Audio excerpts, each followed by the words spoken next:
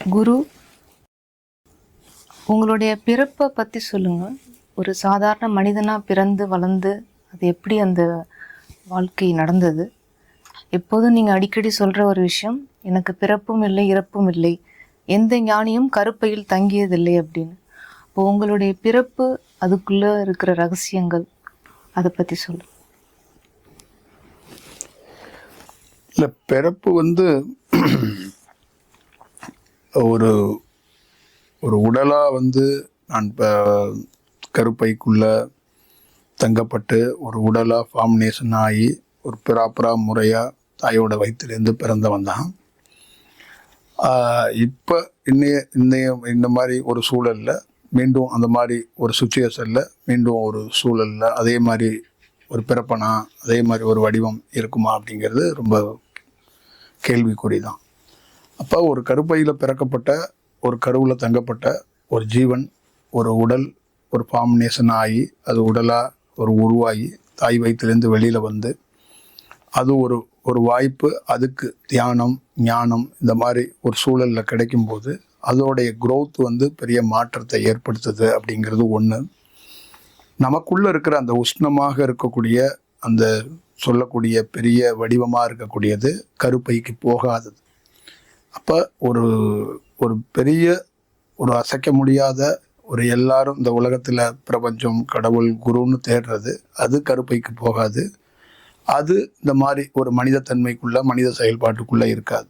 அது பல நாள் போராட்டத்துக்கு அப்புறம் இந்த சூளத்தை அது ரெடி பண்ணி அது ஒரு முழுமையாக பண்ணி இது ஒரு வீடு மாதிரி அது ரெக்கவர் பண்ணி அது உள்ளே ஒரு வேலையை செய்யுது. அப்படி தான் என்னுடைய பிறப்புடைய சூழல். அதனால் நெக்ஸ்ட்டு நான் இதே மாதிரி ஒரு உடல் தாங்கிய ஒரு விஷயமா இருக்குமா அப்படின்னா அது ஒரு கேள்வி தான். உங்களுடைய அந்த உயிர்த்துளி கன்னியாகுமரியிலேருந்து புறப்பட்டு வந்தது அப்படின்னு நீங்கள் சொல்லியிருக்கீங்க. ஸோ அந்த விஷயங்கள் அது எப்படி நடந்தது? அதான் கன்னியாகுமரி நமக்கு ரொம்ப நெருக்கமான ஒரு வடிவம் தான். கன்னியாகுமரியில் நிறைய ஒரு பெரிய மாற்றத்துக்குரிய விஷயந்தான். அது எப்படி நம்ம ஒரு டீட்டெயிலாக சொல்லணும் அப்படின்னா அது கண்ணுக்கு பார்க்க முடியாத ஒரு உஷ்ணம் தான். அது ஒரு பேர் செயல் தான். அது மனிதர்களுக்கு அது அசாத்தியமாக அதை சொல்லிட முடியாது. ஏன்னா ஒரு விஞ்ஞானியோ ஒரு டாக்டரோ அதை அரிதாக கடக்க முடியலை. இயல்பாக இதை பார்க்குற இந்த என்னுடைய இந்த விஷுவலில் இந்த படமாக பார்க்குறவங்களுக்கு அதை அரிதாக இப்படி கனெக்ட் பண்ணிட முடியும், அரிதாக இப்படி பார்த்துட முடியும். சாலைகளில் நடந்து போகிறோம், டீ கடையில் டீ குடிக்கிறோம், ஹோட்டலில் தங்குறோம், ஏதோ போட்டிருக்க காவி உடையில் பெரியவங்க சாமி குரு அப்படின்னு நினைக்கலாம். ஆனால் எங்களுக்குள்ளே நிகழ்கிறதோ உள்ளே இருக்கிற நிகழ்வுகளோ உள்ளே இருக்கிற செயல்பாடுகளோ அந்த இயக்கத்தையோ ஒருத்தர் யாராலையும் அதை யோசிக்கக்கூட முடியாது. அதனால தான் தமிழ்நாட்டில் வள்ளுவர் சிலையை கொண்டு போய் கன்னியாகுமரியில் வச்சாங்க. அங்கே விவேகானந்தர் சிலைக்கான ஒரு விஷயம் பண்ணாங்க. அங்கே ஒரு கொடியேற்றப்பட்டிருக்கு. கன்னியாகுமரியில் நிறைய டெவலப்மெண்ட் இருக்குது. ஆனால் யாராவது அந்த உஷ்ணத்தை பார்க்குறாங்களா? அந்த உஷ்ணத்தை அறிஞ்சாங்களா? அந்த உஷ்ணத்தோட யாராவது ஒருத்தர் தமிழ்நாட்டில் இருக்கிற பெரிய பராமரிக்கிற அந்த விவேகானந்தருடைய மடத்தில் பராமரிக்கிறவங்களோ, அந்த திருவள்ளுவர் சிலையை வைக்கிறதுக்காக இந்த பராமரித்தவங்களோ இல்லை பராமரிக்கிறவங்களோ, அந்த போட்டை இயக்குறவங்களோ இல்லை ஆயிரக்கணக்கான மக்கள் போகிறாங்களே, யாருக்காவது ஒருத்தருக்கு அந்த ஒரு இங்கே ஒரு பெரிய ஒரு செயல் நடக்குதுன்னு யாருக்காவது தெரியுமா? தெரியாது. அது மாதிரி தான் நம்மளுடைய சூழல். அப்போ கன்னியாகுமரியில் ஒரு சூழல்லேருந்து நமக்குள்ள ஒரு பெரிய வடிவம் கிடைக்கப்பட்டது தான். நம்ம இந்த உடல் ரீதியாக பெரிய ஒரு திருப்பத்தை ஏற்படுத்திக்கிறோம். நம்ம வாழ்க்கையிலேருந்து ஒரு பெரும் திருப்பமாக மாறணும். அப்போ எப்படின்னா கன்னியாகுமரி நம்ம லைஃப்பில் ஒரு பெரிய சேஞ்சை உருவாக்குது. அப்போ சேஞ்சை உருவாக்குனுச்சு. அப்போ இந்த பிறப்பை கொஞ்சம் புனிதப்படுத்துறதுக்கோ ஒரு நியாயப்படுத்துறதுக்கோ ஒரு நல்ல சூழலாக உருவாக்குறதுக்கு கன்னியாகுமரி பெரிய ஒரு ரோலாக இருந்துச்சு அப்படிங்கிறது ரொம்ப முக்கியமானது. அதே மாதிரி கன்னியாகுமரியோட ரோல் எவ்வளோ முக்கியமோ அதே மாதிரி ராமேஸ்வரம் பாம்பன் கடலோடைய ரோலும் ரொம்ப முக்கியம். அப்போ எனக்கு ஒரு கண் பாம்பன் கடற்கரை, இன்னொரு கண் கன்னியாகுமரி, இது ரெண்டோடைய ரோலும் பெரிய முக்கியமான ஒரு வடிவம்னு நான் கருதுறேன். அப்போ அந்த உயிர் துளி எப்படி இங்கே இந்த உடலில் அது அட்டாச் ஆகுது? அதான் இது இந்த உயிர் துளி அட்டாச்சு அப்படிங்கிறதெல்லாம் வந்து ஒரு நாளில் நிகழ்கிறது, ஒரு ஒரு மணி நேரத்தில் நிகழ்கிறது அப்படிங்கிறதெல்லாம் இல்லை. ஒரு நீண்ட நெடிய ப்ராசஸிங், இது நீண்ட நெடிய பயணம், நீண்ட நெடிய தியானத்துக்குள்ளே இருக்கிற ஒரு ஒரு வடிவம் அது. அது பல நாள் நிகழப்படுறத அதுக்கப்புறம்தான் நமக்குள்ளே நிகழ்கிறத ஒரு மருத்துவராலேயே அந்த உயிர் துளியை கண்காணிக்க முடியல, பார்க்க முடியலைங்கிற போது நம்மளால் போய் இயல்பாக பார்த்துட முடியாது.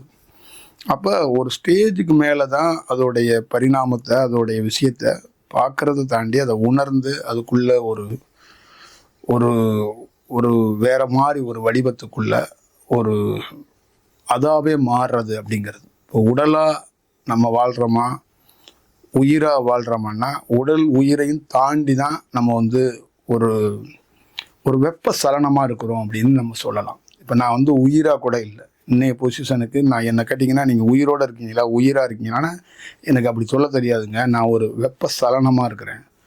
அப்போ ஒரு ஒரு ஹீட்டாக இருக்கிறேன், அப்படி தான். இப்போ என்ன வந்து கேட்டிங்கன்னா உங்களுக்கு ஜுரம் அடித்தா சுடும்ல, அந்த மாதிரி ஒரு சுடுறவனாக நான் இருக்கிறேன், அப்படி தான் என்னால் சொல்ல முடியும். இதுக்கு வந்து பதில் வந்து ஏன்னா ஒரு 1.5 வருஷத்துக்கு முன்னாடியோ, ஒரு 6 மாதத்துக்கு முன்னாடியோ, 8 மாதத்துக்கு முன்னாடியோ பேட்டி எடுத்திருந்தீங்கன்னா ஆன்மா, உயிர் அந்த மாதிரி பேசியிருப்பேன். ஆனால் இன்றைக்கி அந்த மாதிரி பேசுகிற சூழ்நிலையில், அந்த மாதிரி சுச்சுவேஷனில் என்னுடைய தன்மைகள் இல்லை. ஒரு சாதாரண மனிதனாக இருந்து பிறந்து இந்த மாதிரி எல்லாம் கடந்து வந்து ஒரு நாள் அந்த உயிர் துளி வந்து அட்டாச் ஆகி இதுதான் நம்ம ஒரிஜினல்னு நினைக்கிறப்ப அந்த தருணம் உங்களுக்கு அது எப்படி இருந்தது? அது வியர்ப்பாக இருக்கிறது அப்படிங்கிறது ஆரம்ப காலத்தில் இருந்துச்சு. ஆனால் இன்னைக்கு வியர்ப்பாக இல்லை. ஏன் இல்லைன்னா அந்த வியர்க்கக்கூடியதுக்கு ஆசை மனம்தான். அந்த மனமே அந்த ஆசையே மறைந்து போகும்போது அங்கே கொண்டாடுறதுக்கோ சந்தோஷப்படுறதுக்கோ ஏதோ ஒரு கண்டுபிடிப்பு நிகழ்த்திட்டதாகவோ ஏதோ ஒரு பெருமையாக சாதிச்சிட்டதாகவோ அங்கே சொல்கிறதுக்கு ஒன்றுமே இல்லாத ஒரு வெற்றிடமாக, ஒன்றும் இல்லாத தொலைந்து போன ஒரு செயலாக இருக்கிறது. அப்போ ஆள் இல்லாத ஒரு இடத்துக்குள் கொண்டாடுவதற்கு வாய்ப்புகள் இல்லாத ஒரு சூழலையும் ஒரு தருணத்தையும் நான் வந்து உணர்றேன். ஒரு வெற்றிடமாக இருக்கக்கூடியதுக்கு கொண்டாட்டம் இல்லை. அதனால தான் கன்னியாகுமரியில் லட்சக்கணக்கான மக்கள்கள் போகிறாங்க, அந்த வெற்றிடத்தை உணர முடியவில்லை. அதே மாதிரி தான் நம்ம ஒரு வெற்றிடமாக இருக்கிறோம். நீங்கள் நினைக்கிற மாதிரி என்னை யூகிக்கவோ, என்னை கற்பனை பண்ணவோ, என்னோட ட்ராவல் பண்ணவோ எல்லாமே நீங்கள் பண்ணுவதாக நினைப்பீங்க. என்னைக்கு என்னை வெற்றிடமாக பார்க்குறீங்களோ அன்னைக்கு தான் என்னுடைய ஒரிஜினாலிட்டியை தெரியும். அந்த வெற்றிடத்தன்மையை உங்களால் உணர்றதுக்கான எனக்கு தெரிஞ்ச வாய்ப்புகள் ரொம்ப குறைவு, ரொம்ப ரொம்ப குறைவு. அப்படி ஒரு உணரக்கூடிய வாய்ப்புகள் இருக்க பட்சத்தில் உங்கள் லைஃப்பில் ஒரு கோல்டன் பீரியடு, ஒரு நல்ல சூழலை, நீங்கள் நல்ல தன்மையை பார்க்குறீங்க, இல்லை பார்க்குறதுக்கான வாய்ப்புகளை உருவாக்கியிருக்கீங்க அப்படிங்கிறது தான். அதனால் எனக்குள்ள மாற்றத்தை கொண்டாடுறதுக்கான வாய்ப்புகள் இல்லாமல் போயிடுச்சு. கொண்டாடக்கூடியவன் ஒரே ஒருத்தன் தான், மனம், ஆசை. அவனுங்க 2 பேருமே என்னை விட்டு ஓடி போயிட்டாங்க. அதனால் கொண்டாடுறதுக்கு ஆள் இல்லை, எவனுமே இல்லை. ஒரு வெற்றிடமாக இருக்கிறேன். எங்கே திரும்பி பார்த்தாலும் ஒன்றுமே இல்லை. ஒன்றுமே இல்லாத சூழலுக்கு என்ன செய்ய முடியும்? அவ்வளோதான். ஒரு மனிதனாக இருக்கும் பட்சத்தில் இந்த அளவுக்கு வந்து உணர முடியாததை, அப்போ இவ்வளோ நாள் அந்த கடலில் அந்த உயிர் துளி காத்திருந்து அது மனித உருவம் வளர்ச்சி அடைஞ்சதுக்கு அப்புறம் வந்து அட்டாச் ஆகி ஒரு வேலை செய்யணும்னு நினைக்கிறப்ப உண்மையிலேயே அந்த பிறப்புடைய நோக்கம் என்ன? கன்னியாகுமரி வந்து என்னை பொறுத்தளவுக்கு நான் வந்து ஒரு உணர்வதற்கு, உணரும் தன்மையில் கன்னியாகுமரியிலேருந்து ஒரு பெரிய பணி செய்யறதுக்கு கன்னியாகுமரியில் என்னுடைய நம்ம எதுக்காக நம்ம இப்படி ஒரு சூழலில் இந்த வாழ்க்கையை வாழ்கிறோம் அப்படிங்கிறத அந்த உணர்வு தத்துவத்தை அடிப்படையில், உணர்வு புரிதல் அடிப்படை கன்னியாகுமரியில் நிகழ்ந்தது. என்னுடைய சோல்னு சொல்லக்கூடிய, என்னுடைய சோல்னு கூட சொல்ல முடியாது, அந்த வெற்றிடம் தன்மை, அந்த வெற்றிடம் செயல், அந்த காலமாக சொல்லக்கூடிய, அந்த மாதிரி சுழற்சியாக சொல்லக்கூடியது பாம்பன் கடல்ல இருந்து தான் எனக்குள்ள அட்டாச் ஆனிச்சு. அப்போ எனக்குள்ள பல நாள் பாம்பன் கடல் கீழே தான் காத்திருந்து, அந்த பாம்பன் கடல்லேருந்து தான் எனக்கு இந்த மாதிரி அந்த வெற்றிடம் தன்மைகள் வந்து ஒரு செயல் வடிவமாக மாறப்பட்டது. அப்போ எனக்கு கன்னியாகுமரி தான் அடிப்படையாக நான் மனிதனாக பிறப்பதற்கோ, இந்த மனிதனாக ஒரு ஆன்மாவாக, ஒரு ஜீவனாக உருவாவதற்கு காரணமாக இருந்தது. ஆனால் வெற்றிடமாக நான் மாறுவதற்கும், வெற்றிடமாக ஒரு செயல்படுவதற்கும் ராமேஸ்வரம் ஒரு காரணமாக இருக்குது. அப்போ ராமேஸ்வரத்துக்குள்ளே அந்த மாதிரி ஒரு சூழலை பார்க்கறதுக்கு நீங்கள் நான் வந்து மாறணும்ல, அதை மாற்றின இடம் கன்னியாகுமரி. அப்போ கன்னியாகுமரியில் வந்து என்னுடைய முதல் சந்திப்பு கன்னியாகுமரியில் ரொம்ப லேட்டாக வந்துட்டேன். ஆனால் ஒரு ஒரு சூழலை வந்து நீ வந்து கடந்து போவ. நரேனுக்கு எப்படி இங்கே ஒரு சூழல் நடந்துச்சோ அதே மாதிரி உனக்கு ஒரு சூழல் நடக்கும். அப்போ நரேனுங்கிறது விவேகானந்தர் ரொம்ப லேட்டாக அந்த பாறைக்குள்ளே போய் அவர் ஒரு வேலை செஞ்ச மாதிரி எனக்கு ஃபஸ்ட்டு எனக்கு உள்ள உள் உணர்வா நீ வந்து ரொம்ப லேட்டாக வந்துட்ட, ஆனால் உனக்காக உங்கள் ஒரு வேலை ஒரு பணி இருக்குது, பணி நடக்கும் அப்படிங்கிறத அங்கேருந்து சொல்லும்போது அங்கேருந்து அந்த லைஃபோட க்ரோத் வந்து லைஃபோட ட்ராக் வந்து எல்லாமே என்னுடைய வாழ்க்கையில் மாறப்பட்டது. அதுக்கு முன்னாடி இருக்கிற வரைக்கும் தியானம், குரு, என்னுடைய புரிதல் வேறையாக இருந்துச்சு. இங்கே இருக்கிற பல ஆசிரமங்கள் மாதிரி நம்மளும் ஒரு தியானம் ஸ்டூடெண்ட்டு கற்றுக் கொடுக்கறது, மக்களுக்கு கற்றுக் கொடுக்கறது, போதனை பண்ணுறது, அன்னதானம் பண்ணுறது, மக்களுக்கு நன்மை செய்யணும், மக்களோட ட்ராவல் பண்ணணும், இப்படியெல்லாம் செயல்கள் இருந்தாலும் அது ஒரு ஸ்டேஜில் என்னுடைய ஒட்டுமொத்தமான புரிதல்கள் வேறையாக இருந்துச்சு. அது மெயின் அடிப்படையாக என்னை வந்து சுக்குநூறாக நொறுக்கி என்னை வந்து ஒரு குருவாக கூட இல்லாமல் ஒரு வெற்றிடமாக மாற்றினது வந்து பாம்பன் கடல் தான்.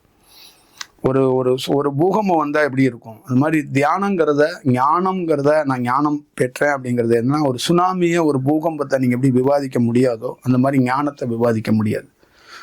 ஒரு பூகம்பத்தை வந்து நீங்கள் கவிதையாக எழுதியோ இல்லை ஒரு கதையாக சொல்லியோ அது வந்துச்சு, அது அப்படியே காற்றடிச்சிச்சு, அது அப்படியே ஆணுச்சு, சுழண்டுச்சு, சொல்லிக்கிட்டே இருப்பீங்க. அதுக்கு முன்னாடி ஒரு சூழல்கள் மாறி போயிடும், அது வந்து விவாதிக்க முடியாது. அந்த மாதிரி தான் என் வாழ்க்கையில் பேரு விஷயமாக அது ஒரு மிகப்பெரிய சூழல். அதனால தான் ஞானத்தை நான் ஒரு விபத்து அப்படின்னு நான் குறிப்பிடுறேன். எனக்குள்ள ஒரு பெரிய ஆக்சிடெண்ட்டை அது பாம்பன் கடற்கரை ஏற்படுத்துனுச்சு. கன்னியாகுமரி என்னுடைய மையம், என்னுடைய தாட், என்னுடைய சூழல்களை அது ஒரு லேண்ட்மார்க். ஆனால் இது வந்து அந்த லேண்ட்மார்க்கே இல்லாமல் மாற்றினது பாம்பன் கடற்கரை. இப்போ விவேகானந்தர்னு சொல்கிற நரேனுடைய உயிர் துளி வந்து கன்னியாகுமரியில் தான் இருக்குது அப்படின்னு நீங்கள் சொல்லியிருக்கீங்க. அப்போ ஒரு உயிர் துளி அங்கேருந்து காத்திருந்து புறப்பட்டு இங்கே வந்துச்சு, வந்து உங்கள் உடலில் அட்டாச் ஆகிருக்குன்னா அப்போ 2 உயிர் துளிக்கும் உள்ள தொடர்பு என்ன? அது டெஃபினட்டாக வந்து ஒரு விவேகானந்தருக்கு மட்டும் கிடையாது, எனக்கு மட்டும் கிடையாது, நிறைய பேருக்கு கன்னியாகுமரி பாறை தேவைப்படும். அப்போ உங்களுக்கு ஒரு நாள் மறக்க முடியாத சில அனுபவங்கள், சில புரிதல்கள் உங்களுக்கு ஏற்படுறதுக்கான வாய்ப்புகள் இருக்குது. ஒரு தாய் வயிறு எப்படி முக்கியமோ அந்த மாதிரி ஞானத்துக்கு வந்து ஒரு இருப்பிடம் தான் அது கன்னியாகுமரி கடற்கரை, கன்னியாகுமரி சூழல். அதுக்குள்ள உங்களுடைய உயிரோடைய பரிணாமத்தை, உங்கள் உயிரோடைய செயலை, உங்கள் உயிரே மாறி போகிறத, உங்கள் உயிரே புதுப்பிக்கப்படுறத, உங்கள் உயிரே தீ வைத்து எரிக்கப்படுகிறத ஒரு வேற ஒரு தருணத்தை அங்கே பார்க்கறதுக்கான வாய்ப்புகள் உருவாக்கப்படும். அதனால தான் ஒரு பிரம்மாண்டமாக இருக்கிற இடம் ஒன்றுமே தெரியாத மாதிரி இருக்குது அப்படிங்கிறது தான் அதோடைய சூழல். அதனால் அந்த இடத்துக்குள்ள நிறைய அமானுஷ்யமான விஷயம் அப்படிங்கிறத தாண்டி அது வேற ஒரு உணர்வுகளை ஏற்படுத்துகிற இடம் அது. கன்னியாகுமரி வந்து ஒரு லேசான இடம் கிடையாது. எனக்கு ஒரு ஸ்பெஷல் என்னன்னா, கன்னியாகுமரியோடைய அந்த பாறையும் என்னுடைய லைஃப்பில் முக்கியமானது. அதே மாதிரி அந்த பகவதி அம்மன் கோவில் இருக்கிற இடத்துக்கு பக்கத்தில் கரையும் எனக்கு ரொம்ப முக்கியமானது. நான் அந்த 2 ஜங்ஷன்லையுமே வேலை செஞ்ச ஆள். அங்கே உட்காந்தும் நான் ஒரு பெரிய ஒரு வடிவத்துக்குள்ள மௌனத்தில் ஒரு வேலை செஞ்சுருக்கிறேன், இங்கே உட்காந்து வேலை செஞ்சுருக்கிறேன். கடல்களில் நான் வந்து நிறைய ஒரு பெரிய பணியை கன்னியாகுமரியில் செஞ்சுருக்கிறேன். அது இந்த உடலாக மனித உடலாக இல்லாமல் வெவ்வேறு விதத்தில் நான் கடலுக்குள்ளே ஒரு பணி செஞ்சுருக்கிறேங்கிறத என்னால் வந்து உறுதியாக சொல்ல முடியும். அது நீங்கள் ஒரு பறவையாக எடுத்துக்கலாம், மீனாக கூட எடுத்துக்கலாம், இதெல்லாம் நீங்கள் எப்படி நம்புறதுன்னு கூட எடுத்துக்கலாம். அதனால் மனித அறிவில், மனித செயலில் நீங்கள் எப்படி வேணாலும் அதை எடுத்துக்கோங்க, உங்களுக்கு புரிந்த மாதிரி எடுத்துக்கோங்க. வாழ்க்கையில் என்றைக்காவது ஒரு நாள் நீங்கள் சாவறதுக்கு முன்னாடி உங்களுக்கு அந்த மாதிரி ஒரு விபத்து நடந்துச்சுன்னா டெஃபரெண்ட்டாக நான் சொன்னது உங்களுக்கு கனெக்ட் ஆகணும்னு நான் நம்புகிறேன். பார்க்கலாம். இது எப்படி அந்த முன் ஜென்மத்தோடைய தொடர்பா, அது எப்படி உங்களுக்கு உணர்த்தப்பட்டுச்சு? இல்லை இது ஒரு முன்ஜென்மத்தோட தொடர்பா, இல்லை இதுக்குள்ள அடுத்தடுத்த சப் கேள்விகள் நம்ம வந்து எப்படி பார்க்கணும் அப்படின்னு கேட்டிங்கன்னா, இது அப்படியே ஒரு கனெக்டை தான் நான் ஏற்படுத்தணும்னு நினைக்கிறேன். அதுக்கு ஒரு இமேஜினேஷனை, முன்ஜென்மம், கர்ம வினை அந்த மாதிரி எடுத்துகிட்டு போனோம்னா அவங்களுக்குள்ள வந்து ஒரு சூழல் வந்து புரியாது. இப்போ என்னென்னா, ஒரு நண்பர்கள் 10 வருஷங்கள் சந்திக்கும் போது அவங்க வந்து சந்திக்கிறதுல ஒரு எக்ஸைட்டிங் ஆனாலும் அவங்களுக்குள்ள என்ன நடக்கும் அப்படின்னா, என்ன டிஸ்கஷன் இருக்குன்னா, 10 வருஷத்துக்கு முன்னாடி எதெல்லாம் அவங்க சந்திச்சாங்களோ, எதெல்லாம் பேசினாங்களோ அதை பற்றி தான் பகிர்வாங்க. அதுக்கப்புறம் ப்ரெசன்ஸுக்கு வருவாங்க. அப்புறம் நான் உன்னை எதிர்பார்க்கலடா, நீ வருவேன்னு, நம்ம ரெடியரும் வந்தோம், நம்ம எப்படா வாழ்ந்தோம், நம்ம எப்படா பயணிச்சோம்பாங்க. அதே மாதிரி தான் தியானத்தில் ஒரு அடிப்படையாக நீங்கள் உயரத்துக்கு போகும்போது தான் இந்த முன் ஜென்மத்தை பற்றி பழைய நண்பர்கள் மீட் பண்ணிக்கிட்ட மாதிரி ஒரு இடம் வந்து ஞாபகப்படுத்தும். முட்டாள் சுண்டல் வாங்கி தின்னுட்டு, பரோட்டா வாங்கி தின்னுட்டு, சப்பாத்தி வாங்கி தின்னுட்டு, கறியை வாங்கி தின்னுட்டு, மீனை வாங்கி தின்னுட்டு, பொம்பளைங்களை பார்த்துட்டு சுற்றிக்கிட்டு ஐஸ்கிரீம் சாப்பிட்டுட்டு அலையிறதுக்காக இந்த பிறப்பு எடுக்கலடா. முட்டாள் கொஞ்சம் திரும்பி பாடுறா, அதோட செயல் பாடுறா அப்படின்னு சொல்லி அந்த கடலையோ அந்த பாறையையோ அது உனக்கு முன் ஜென்மத்தோட ஒரு கனெக்ட் இருக்குன்னு ஒரு நண்பன் எப்படி ஒரு ஸ்கூல் மேட்டுகள் 10 வருஷங்களுக்கு 20 வருஷங்கள் சந்திக்கும் போது அந்த பழசை பகிரப்படுறோமோ அந்த மாதிரி அந்த இடம் எனக்கு பகிரப்படும் போது அந்த தொடர்புகள் அது வந்து வியர்ப்பாக அது வார்த்தையாக இல்லாமல் அதை உணர முடிஞ்சிச்சு. அப்போ அது ஒட்டுமொத்தமான மனித ட்ராக்லேருந்து நம்ம மாறுறதுக்கான ஒரு வாய்ப்புகள் உருவாக்கப்பட்டுச்சு. அப்போ நம்ம வந்து ஒரு ரியலிஸ்டிக்காக ஒரு பெரிய கனெக்ட் இருக்குது அப்படிங்கிறத நம்ம வந்து உணர்ந்தோம். ஸோ இப்போ ஒரு மனிதராக நீங்கள் பிறந்து உங்கள் வாழ்க்கை இந்த இடத்துக்கு வந்து இந்த உணர்றதுக்கு முன்னாடி அந்த இடைப்பட்ட நாட்களை பற்றி கொஞ்சம் சொல்லுங்கள். இடைப்பட்ட காலம் வந்து ரொம்ப ஒரு கொண்டாட்டமான காலம் தான். திருவிழா தான், கச்சேரிகள் தான், நீங்கள் வாழ்கிறது தான். நீங்கள் வாழ்கிறதுல உங்கள் லைஃபுக்குள்ளே ஒரு கொண்டாட்டங்கள் இருக்குல்ல. ஒரு படத்துக்கு போகிறீங்க, ஒரு நாவல் படிக்கிறீங்க, இல்லை ஒரு நார்மலாக இருக்கிறீங்க, இல்லை ஒரு செல்ஃபோனில் காதலிக்கிறீங்க, காரு, பைக்கு, வீடு எல்லாத்தையுமே ஒரு லட்சியங்கிறீங்க, பணங்கிறீங்க, ஏடிஎம்ங்கிறீங்க, கிரெடிட் கார்டுங்கிறீங்க, லேப்டாப்புங்கிறீங்க, புதுசாக பேசுகிறீங்க, உங்களே சந்தோஷப்படுத்திக்கிறீங்க, உங்களே அழுதுகிறீங்க, உருள்றீங்க, பிறல்றீங்க. இந்த மாதிரி ஒரு திருவிழாவாக பண்ணிக்கிறீங்களா உங்கள் வாழ்க்கையை.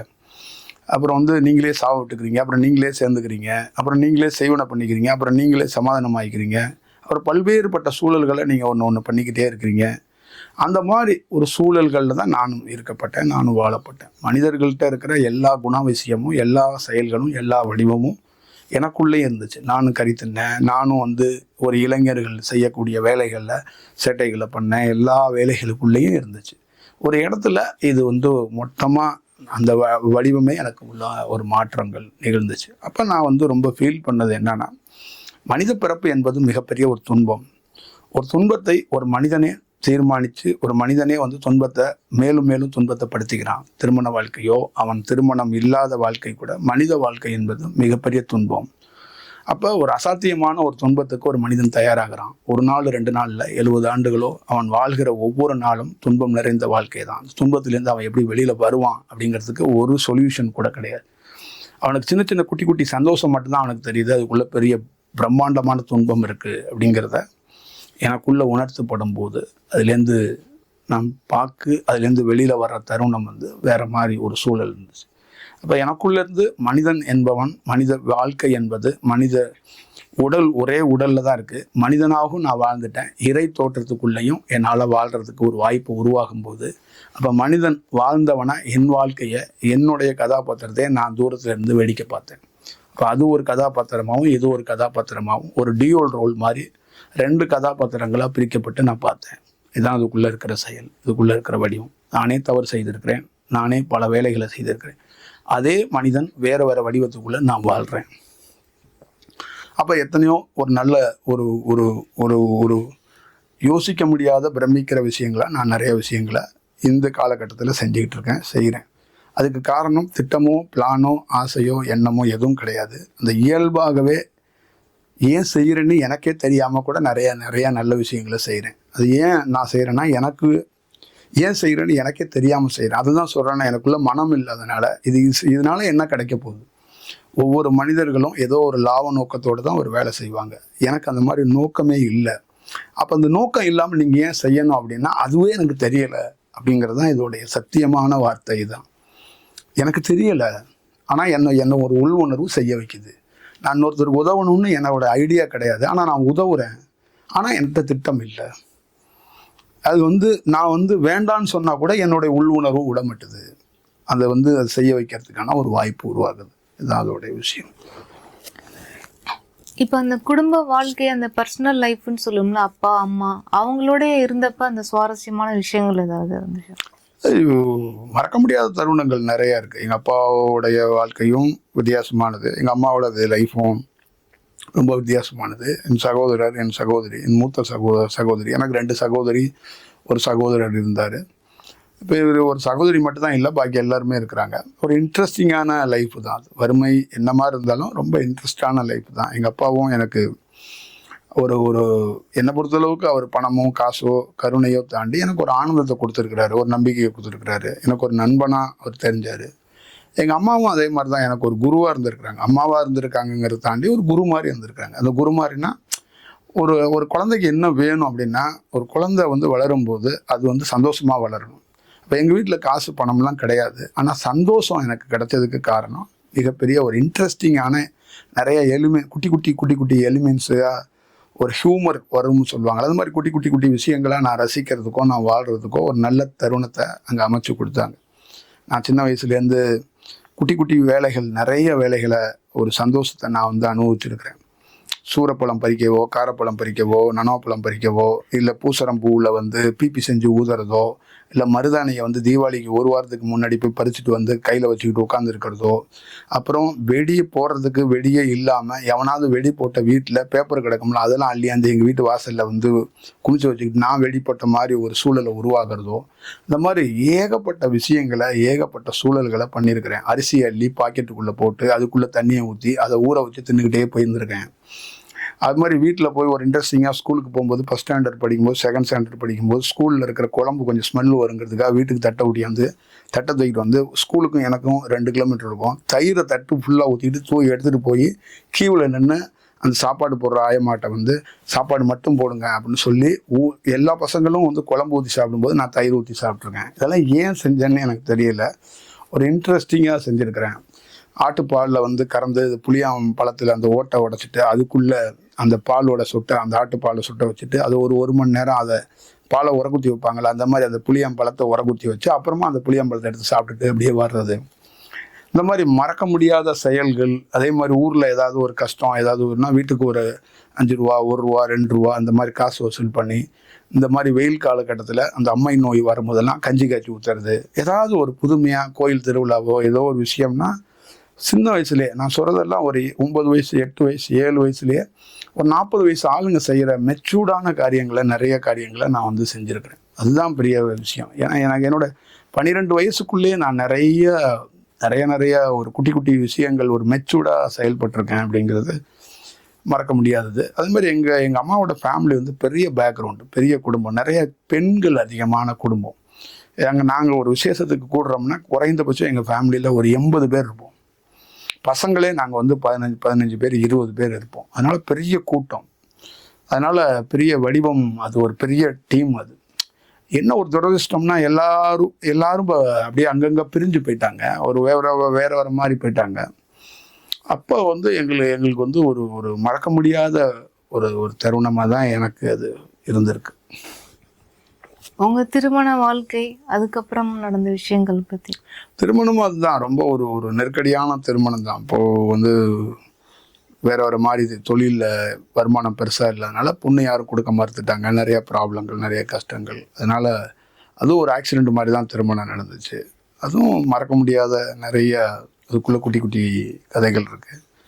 அதையும் போராடி தான் நம்ம திருமணம் பண்ணோம். அது லாஸ்ட் மினிட் வரைக்கும் திருமணம் நடக்குமா அப்படிங்கிறது தெரியல. ஆனால் அதை மாதிரி ஒரு சுச்சுவேஷன் பொருளாதார ரீதியாகவும் அது நிறைய நெருக்கடிகளை சந்திக்க வேண்டிய ஒரு வாய்ப்பு இருந்துச்சு. சாமி மலையில் வந்து திருமணம் நம்மளுடைய மாங்கல்யம் அந்த விஷயம் அது நடந்துச்சு. தஞ்சாவூரில் பெரிய கோயில் பக்கத்துலேயே ஒரு டவுனில் தான் என்னுடைய வாழ்க்கை வந்து திருமண வாழ்க்கையில் நான் வந்து கடந்து போனேன். அப்போ எனக்கு நிறையா ஒரு ஒரு ஒரு வறுமையை நான் எவ்வளோ தூரம் வந்து ஒரு என்ஜாய் பண்ண முடியுமோ நான் என்ஜாய் பண்ணேன். என்னோடய லைஃப்பில் வந்து பெரிய ஒரு ஜாலியான வாழ்க்கை அப்படின்னா நான் வறுமை தான் எனக்கு வந்து ரொம்ப நிறைய ஹாப்பியான ஒரு தருணங்களை எனக்கு உருவாக்கி கொடுத்துருக்கு அப்படின்னு நான் சொல்லுவேன்.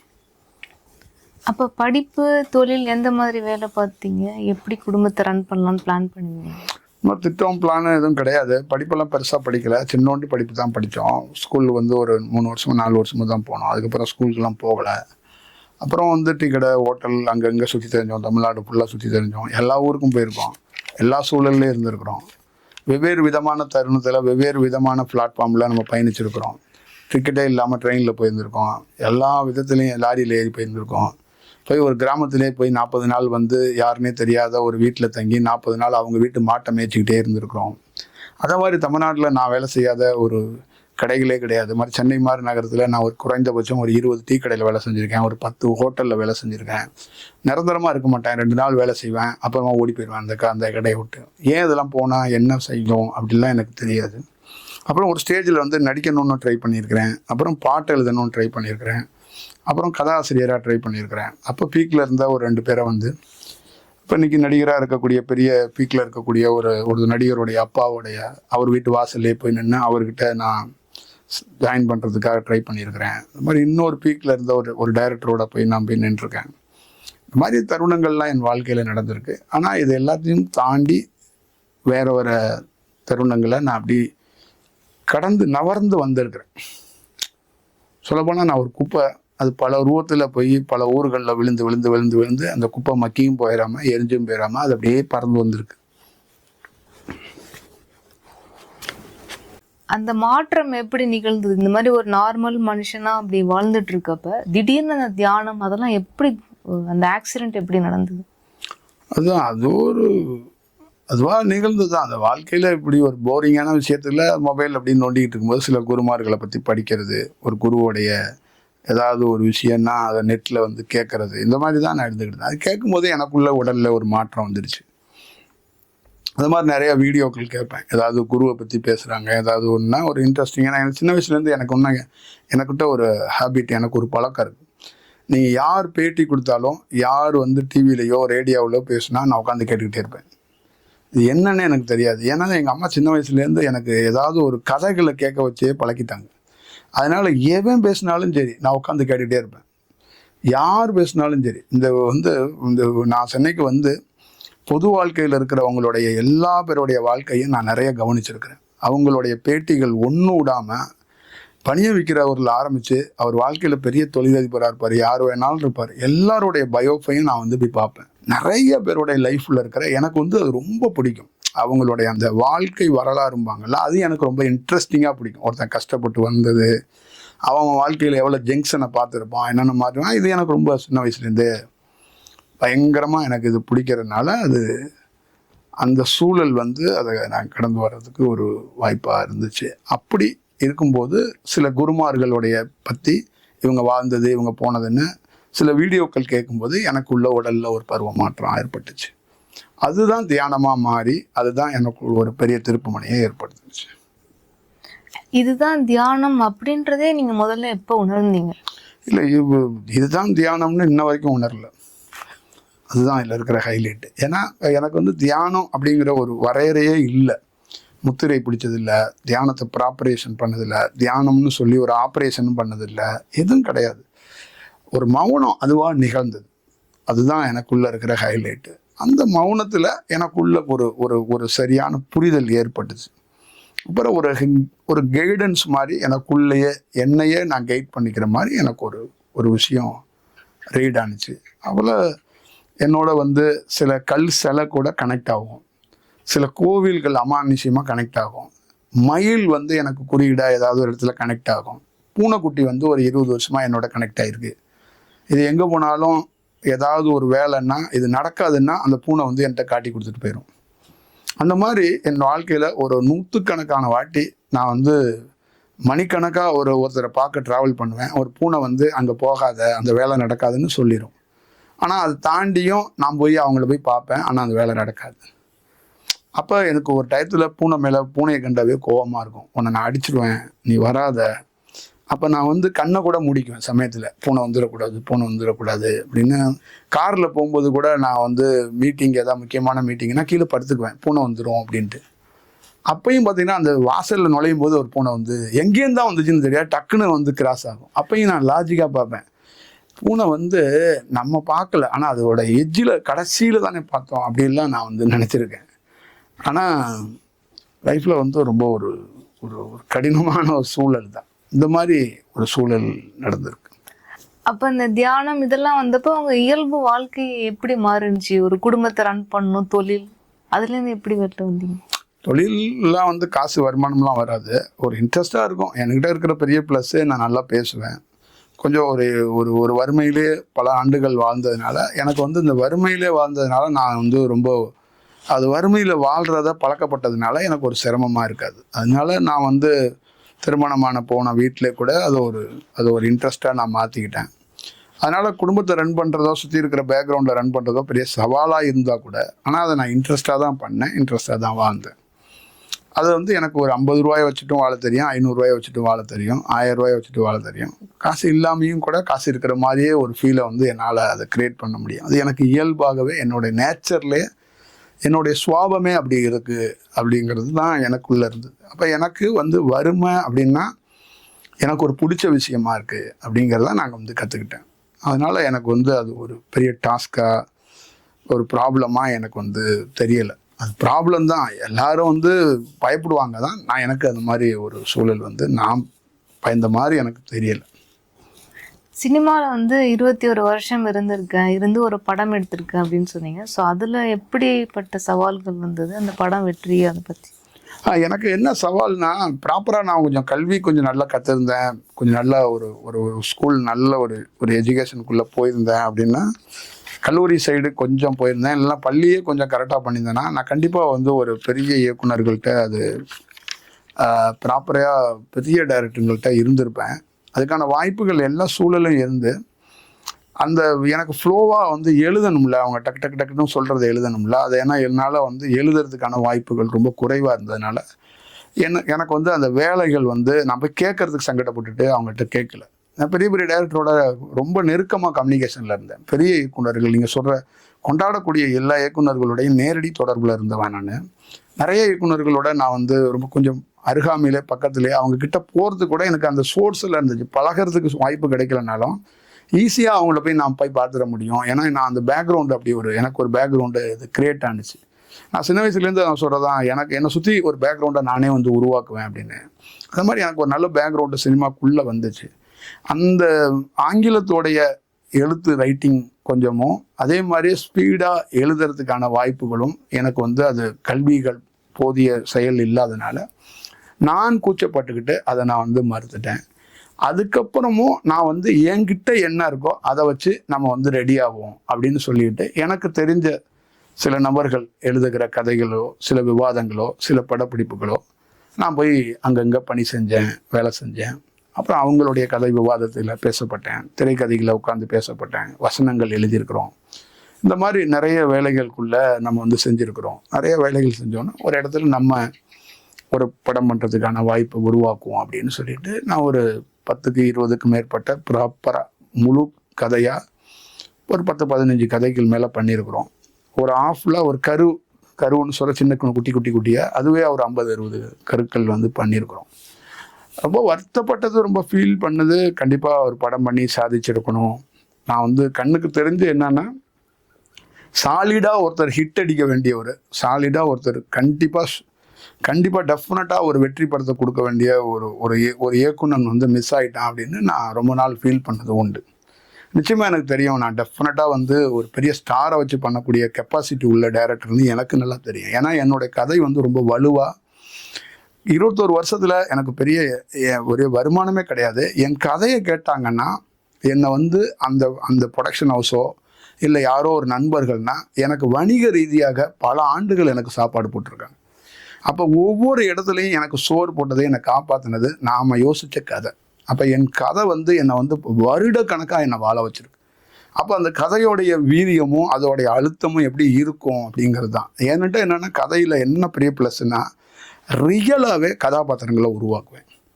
ஆங்கில படங்களோ இல்லை பல படங்கள், ஹிந்தி படங்கள், தெலுங்கு படங்கள், எல்லா படங்களும் நான் பார்த்தாலும் எனக்கு எல்லா படங்களும் இன்ஸ்பிரேஷனாக இருந்தாலும் எனக்கு என்ன பெரிய ஒரு பலம்னா நான் பார்த்த ஊரில் பார்த்த கதாபாத்திரங்களை தான் அந்த கதைக்கு வந்து அந்த கதாபாத்திரங்களுக்கு கொண்டு வருவேன்.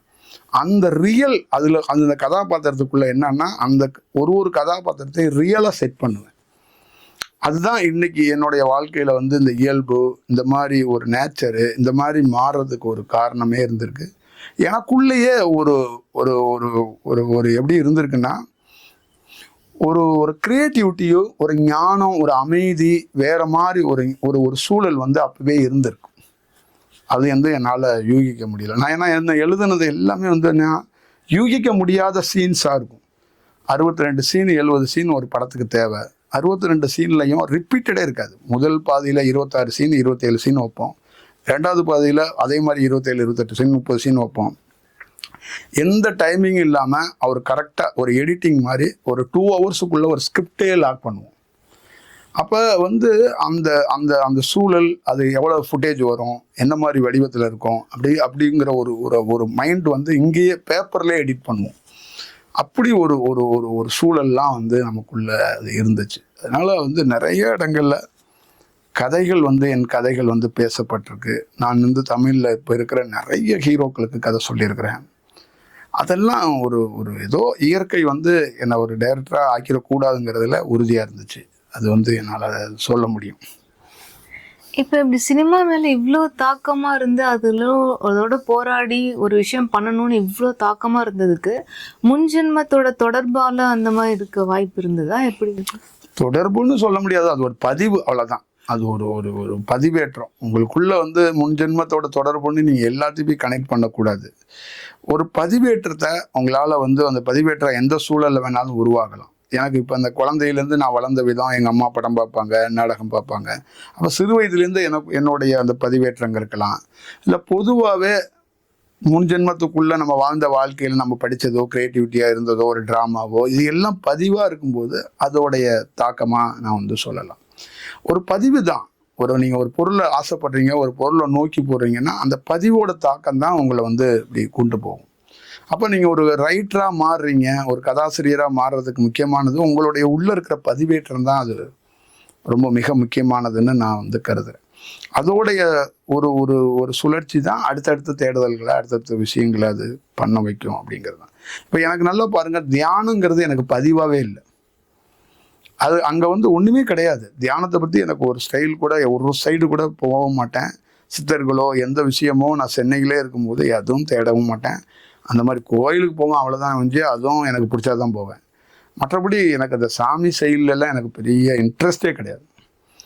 அந்த மாதிரி ஒரு ஒரு சூழல்கள்லாம் இருந்ததே கிடையாது. ஆனால் சாமிக்குள்ளே எனக்கும் ஒரு கனெக்ட் இருக்குங்கிறத என்னால் தெரிய முடியும். ஏன்னா நான் எழுதுகிற கதாபாத்திரங்களே கோயில் பேக்ரவுண்ட்லாம் வந்து வழக்கமான தமிழில் இருக்கிற படங்கள் மாதிரி பேக்ரவுண்டை நான் உருவாக்க மாட்டேன்.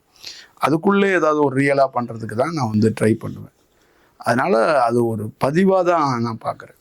எனக்குள்ள கதாசிரியராக ஒருத்தர் இருந்தவர், அது என்னுடைய எண்ணப்பதிவுகள். அந்த எண்ணப்பதிவுன்றது இந்த ஜென்மத்திலேயே இப்போவே இந்த சிறு வயதுலேருந்து குட்டி குட்டியாக தான். நான் பல பிறப்புகளில் பல வாழ்க்கைக்குள்ளே இருக்கும். அந்த எண்ணப்பதிவுகள் குட்டி குட்டியாக சேர்ந்து அது ஒரு பெரிய குடோன் மாதிரி இருந்துச்சு. அது இந்த காலகட்டத்தில் மொத்தமாக நான் வந்து படம் எடுக்கிறதுக்கு உருவானேன் அப்படிங்கிறத தாண்டி நான் வந்து ஒரு 30 ஆண்டுகள் கஷ்டப்படணும். அதில் ஒரு இன்ட்ரெஸ்டாக கஷ்டப்படணும். எனக்கு பிரபஞ்சம் கொடுத்த தண்டனை எப்படின்னா, இப்போ நீ வந்து தோத்துருவ, நீ ரொம்ப கஷ்டப்படுவ, உன்னுடைய முன்ஜென்மத்தோடைய அந்த பதிவுகளை, இந்த ஜென்மத்தில் இருக்கிற பதிவுகளை நீ எரஸ் பண்ணணும், அதை டெலீட் பண்ணணும். அதுக்கு உனக்கு ஒரு இன்ட்ரெஸ்டிங்கான கேம் தர்றேன். அப்போ சினிமாங்கிறது ஒரு டூல், வந்து என்டர்டெயின்மெண்ட்டான ஒரு ஃபீல்டு. அப்போ வறுமையை, கொடுமையை, மோசமான கர்ம வினையை ஒரு ஜாலியான இடத்துலேருந்து அனுபவி அப்படின்னா நான் ரொம்ப ஹாப்பியாக டான்ஸ் ஆடுற நடிகர்களுக்கு முன்னாடி, நடிகைகளுக்கு முன்னாடி ஒருத்தன் அழுகுறவன், ஒருத்தன் சோத்துக்கு போராடுறவன், ஒரு லட்சியமான ஒருத்தன் அதில் வந்து வாழ்ந்தானா எப்படி இருக்கும்? இப்போ ஸ்டோரி எழுதுகிற என்னுடைய வாழ்க்கையை நானே ஒரு ஸ்டோரி தான். இப்போ எனக்கு ஒரு கதை எழுத போகிறேன். அந்த கதை எழுத போகிறவன் என்னென்னா 30 ஆண்டுகள் அவனுடைய பதிவேற்றத்தை அவன் வந்து என்னைக்கு அதுலேருந்து வெளியில் வர்றானோ, அந்த பதிவேற்றம் தீருதோ, அன்னைக்கு இவன் ஞானத்துக்கு மாறுவான். இவனை பல பேர் கும்பிடுவாங்க அப்படின்னு இருக்குது. அப்போ என் ஸ்டோரியை பாருங்க. அங்கே நான் வந்து எழுதுகிறேன், ஒருத்தன் ஊர்லேருந்து வர்றான், சென்னைக்குள்ளே வர்றான், அவனுடைய வாழ்க்கையில் ஒரு மிகப்பெரிய ரவுடியை சந்திக்கிறான். அதே இடத்துக்குள்ளே அந்த ரவுடியோட தாக்கத்தில் அவன் வாழ்க்கையே முடியாமல் கஷ்டப்படுறான், போராடுறான், இப்படின்னு நான் ஒரு கதை எழுதுகிறேன். ஒரு இடத்துல எல்லாத்தையும் தாண்டி அவன் தலைவன் ஆனா அப்படின்னு ஒரு கதை உருவாக்குறேன். அதே மாதிரி தான் என் வாழ்க்கையில் பிறக்கிறேன், வளர்கிறேன், வாழ்கிறேன், கஷ்டப்படுறேன், அப்புறம் மீடியாக்குள்ளே வர்றேன், அதுக்குள்ளேயும் போராடுறேன், அதுக்குள்ளேயும் வறுமையில் இருக்கிறேன். பல கனவுகளை, பல செயல்களை அப்படியே ஒரு என்டர்டைன்மெண்ட்டாக வந்து 30 வயசு வரைக்கும் நாளைக்கு ஆயிடுவோம், நாளைக்கு டைரக்டர், கடைசியில் பார்த்தா ஒன்றுமே இல்லை. திறந்து பார்த்தா எல்லாமே ஒன்று வெட்ட வெளியாக இருக்குது. அதுதான் இப்போ ஒரு கதை எழுத வந்தவன் அவன் வாழ்க்கையே கதையாக இருக்குது. அப்புறம் கதையை பார்த்தா கதையும் காணும். எல்லாம் அந்த பதிவு எல்லாம் ஓடி போயிடுச்சு. அப்புறம் தான் பார்க்குறோம் நம்ம ஒரு கனவு கண்டுட்டு இருந்திருக்கோம் அப்படிங்கிறது அப்புறம் தான் தெரியுது. இப்போ அந்த சினிமாவில் ஜெயிக்க முடியாமல் போனதுக்கு ஒரு காரணம் வந்து கல்வி, படிப்பு தடையாக இருந்தது அப்படின்னு. அந்த படிப்பு கிடைக்காம போனதுக்கு காரணம் வந்து அந்த குடும்ப சூழ்நிலை அந்த மாதிரியா, இல்லை உங்களுக்கே விருப்பம் இல்லை? அது இல்லை, குடும்ப சூழ்நிலாம் கிடையாது. எங்கள் ஊர்ல எல்லாம் எங்கள் அம்மா, எங்கள் அப்பாலாம் என்னை வந்து படிக்க வைக்கணும், எங்கள் வீட்டில எல்லாம் வந்து தலைகளாக கூட என்னை கட்டி தொங்க விட்டு நெருப்பெல்லாம் கொளுத்தி பார்த்தாங்க. நெருப்புக்கு தான் சுட்டுச்சு வந்து எனக்கு சுடலை. அது என்னுடைய ஹேபிட்டில் நான் படிக்கக்கூடாது அப்படிங்கிறது தான். நான் படிச்சிருந்தா நான் பெரிய ரைட்டராக மாறி இருப்பேன். அப்போவே நான் வந்து ஒரு மாதிரியான ஒரு ஆள் தான். ஊர்லேயே வந்து பார்த்திங்கன்னா நான் வந்து ஒரு டைப்பான ஒரு ஆள் தான். நான் வந்து டவுசர் போட்ட ஒரு பெரிய பொலிட்டீஷியன் நாங்கள், புரியுதுங்களா? 8 வயசுலேயே நான் வந்து ஒரு ஸ்டார் பொலிட்டீஷியன். நான் ஒரு ஸ்டார் வேல்யூ உள்ள ஆள் தான் கிராமத்தில். என்றைக்கும் என்னை வந்து கிராமங்களில் எத்தனையோ போய் கிராமங்களில் இருக்கிற பெண்கள்கிட்டையோ கிராமத்தில் என்னுடைய ஊரில் போய் கேட்டிங்கன்னா நான் ஒரு ஸ்டார் கேண்டிடேட் தான். நான் ஒரு ஸ்டார் வேட்பாளர்னு சொல்லுவாங்களே அந்த மாதிரி குழந்தையில 8 வயசுலேயே நான் ஸ்டார் தான். ஏன்னா நான் செய்கிறது எல்லாமே ஒரு ஸ்டார் வேல்யூயான விஷயத்தை தான் செய்வேன். ஒரு புதுசாக ட்ரை பண்ணுவேன். அந்த மாதிரி ஒரு அட்டம்ப்ட் பண்ண வந்தேன். அப்போ கல்வி இருந்துச்சுன்னா நான் வந்து ரைட்டராகவோ அரசியல்வாதியாவோ ஏதோ ஒரு ட்ரை பண்ணியிருப்பேன்.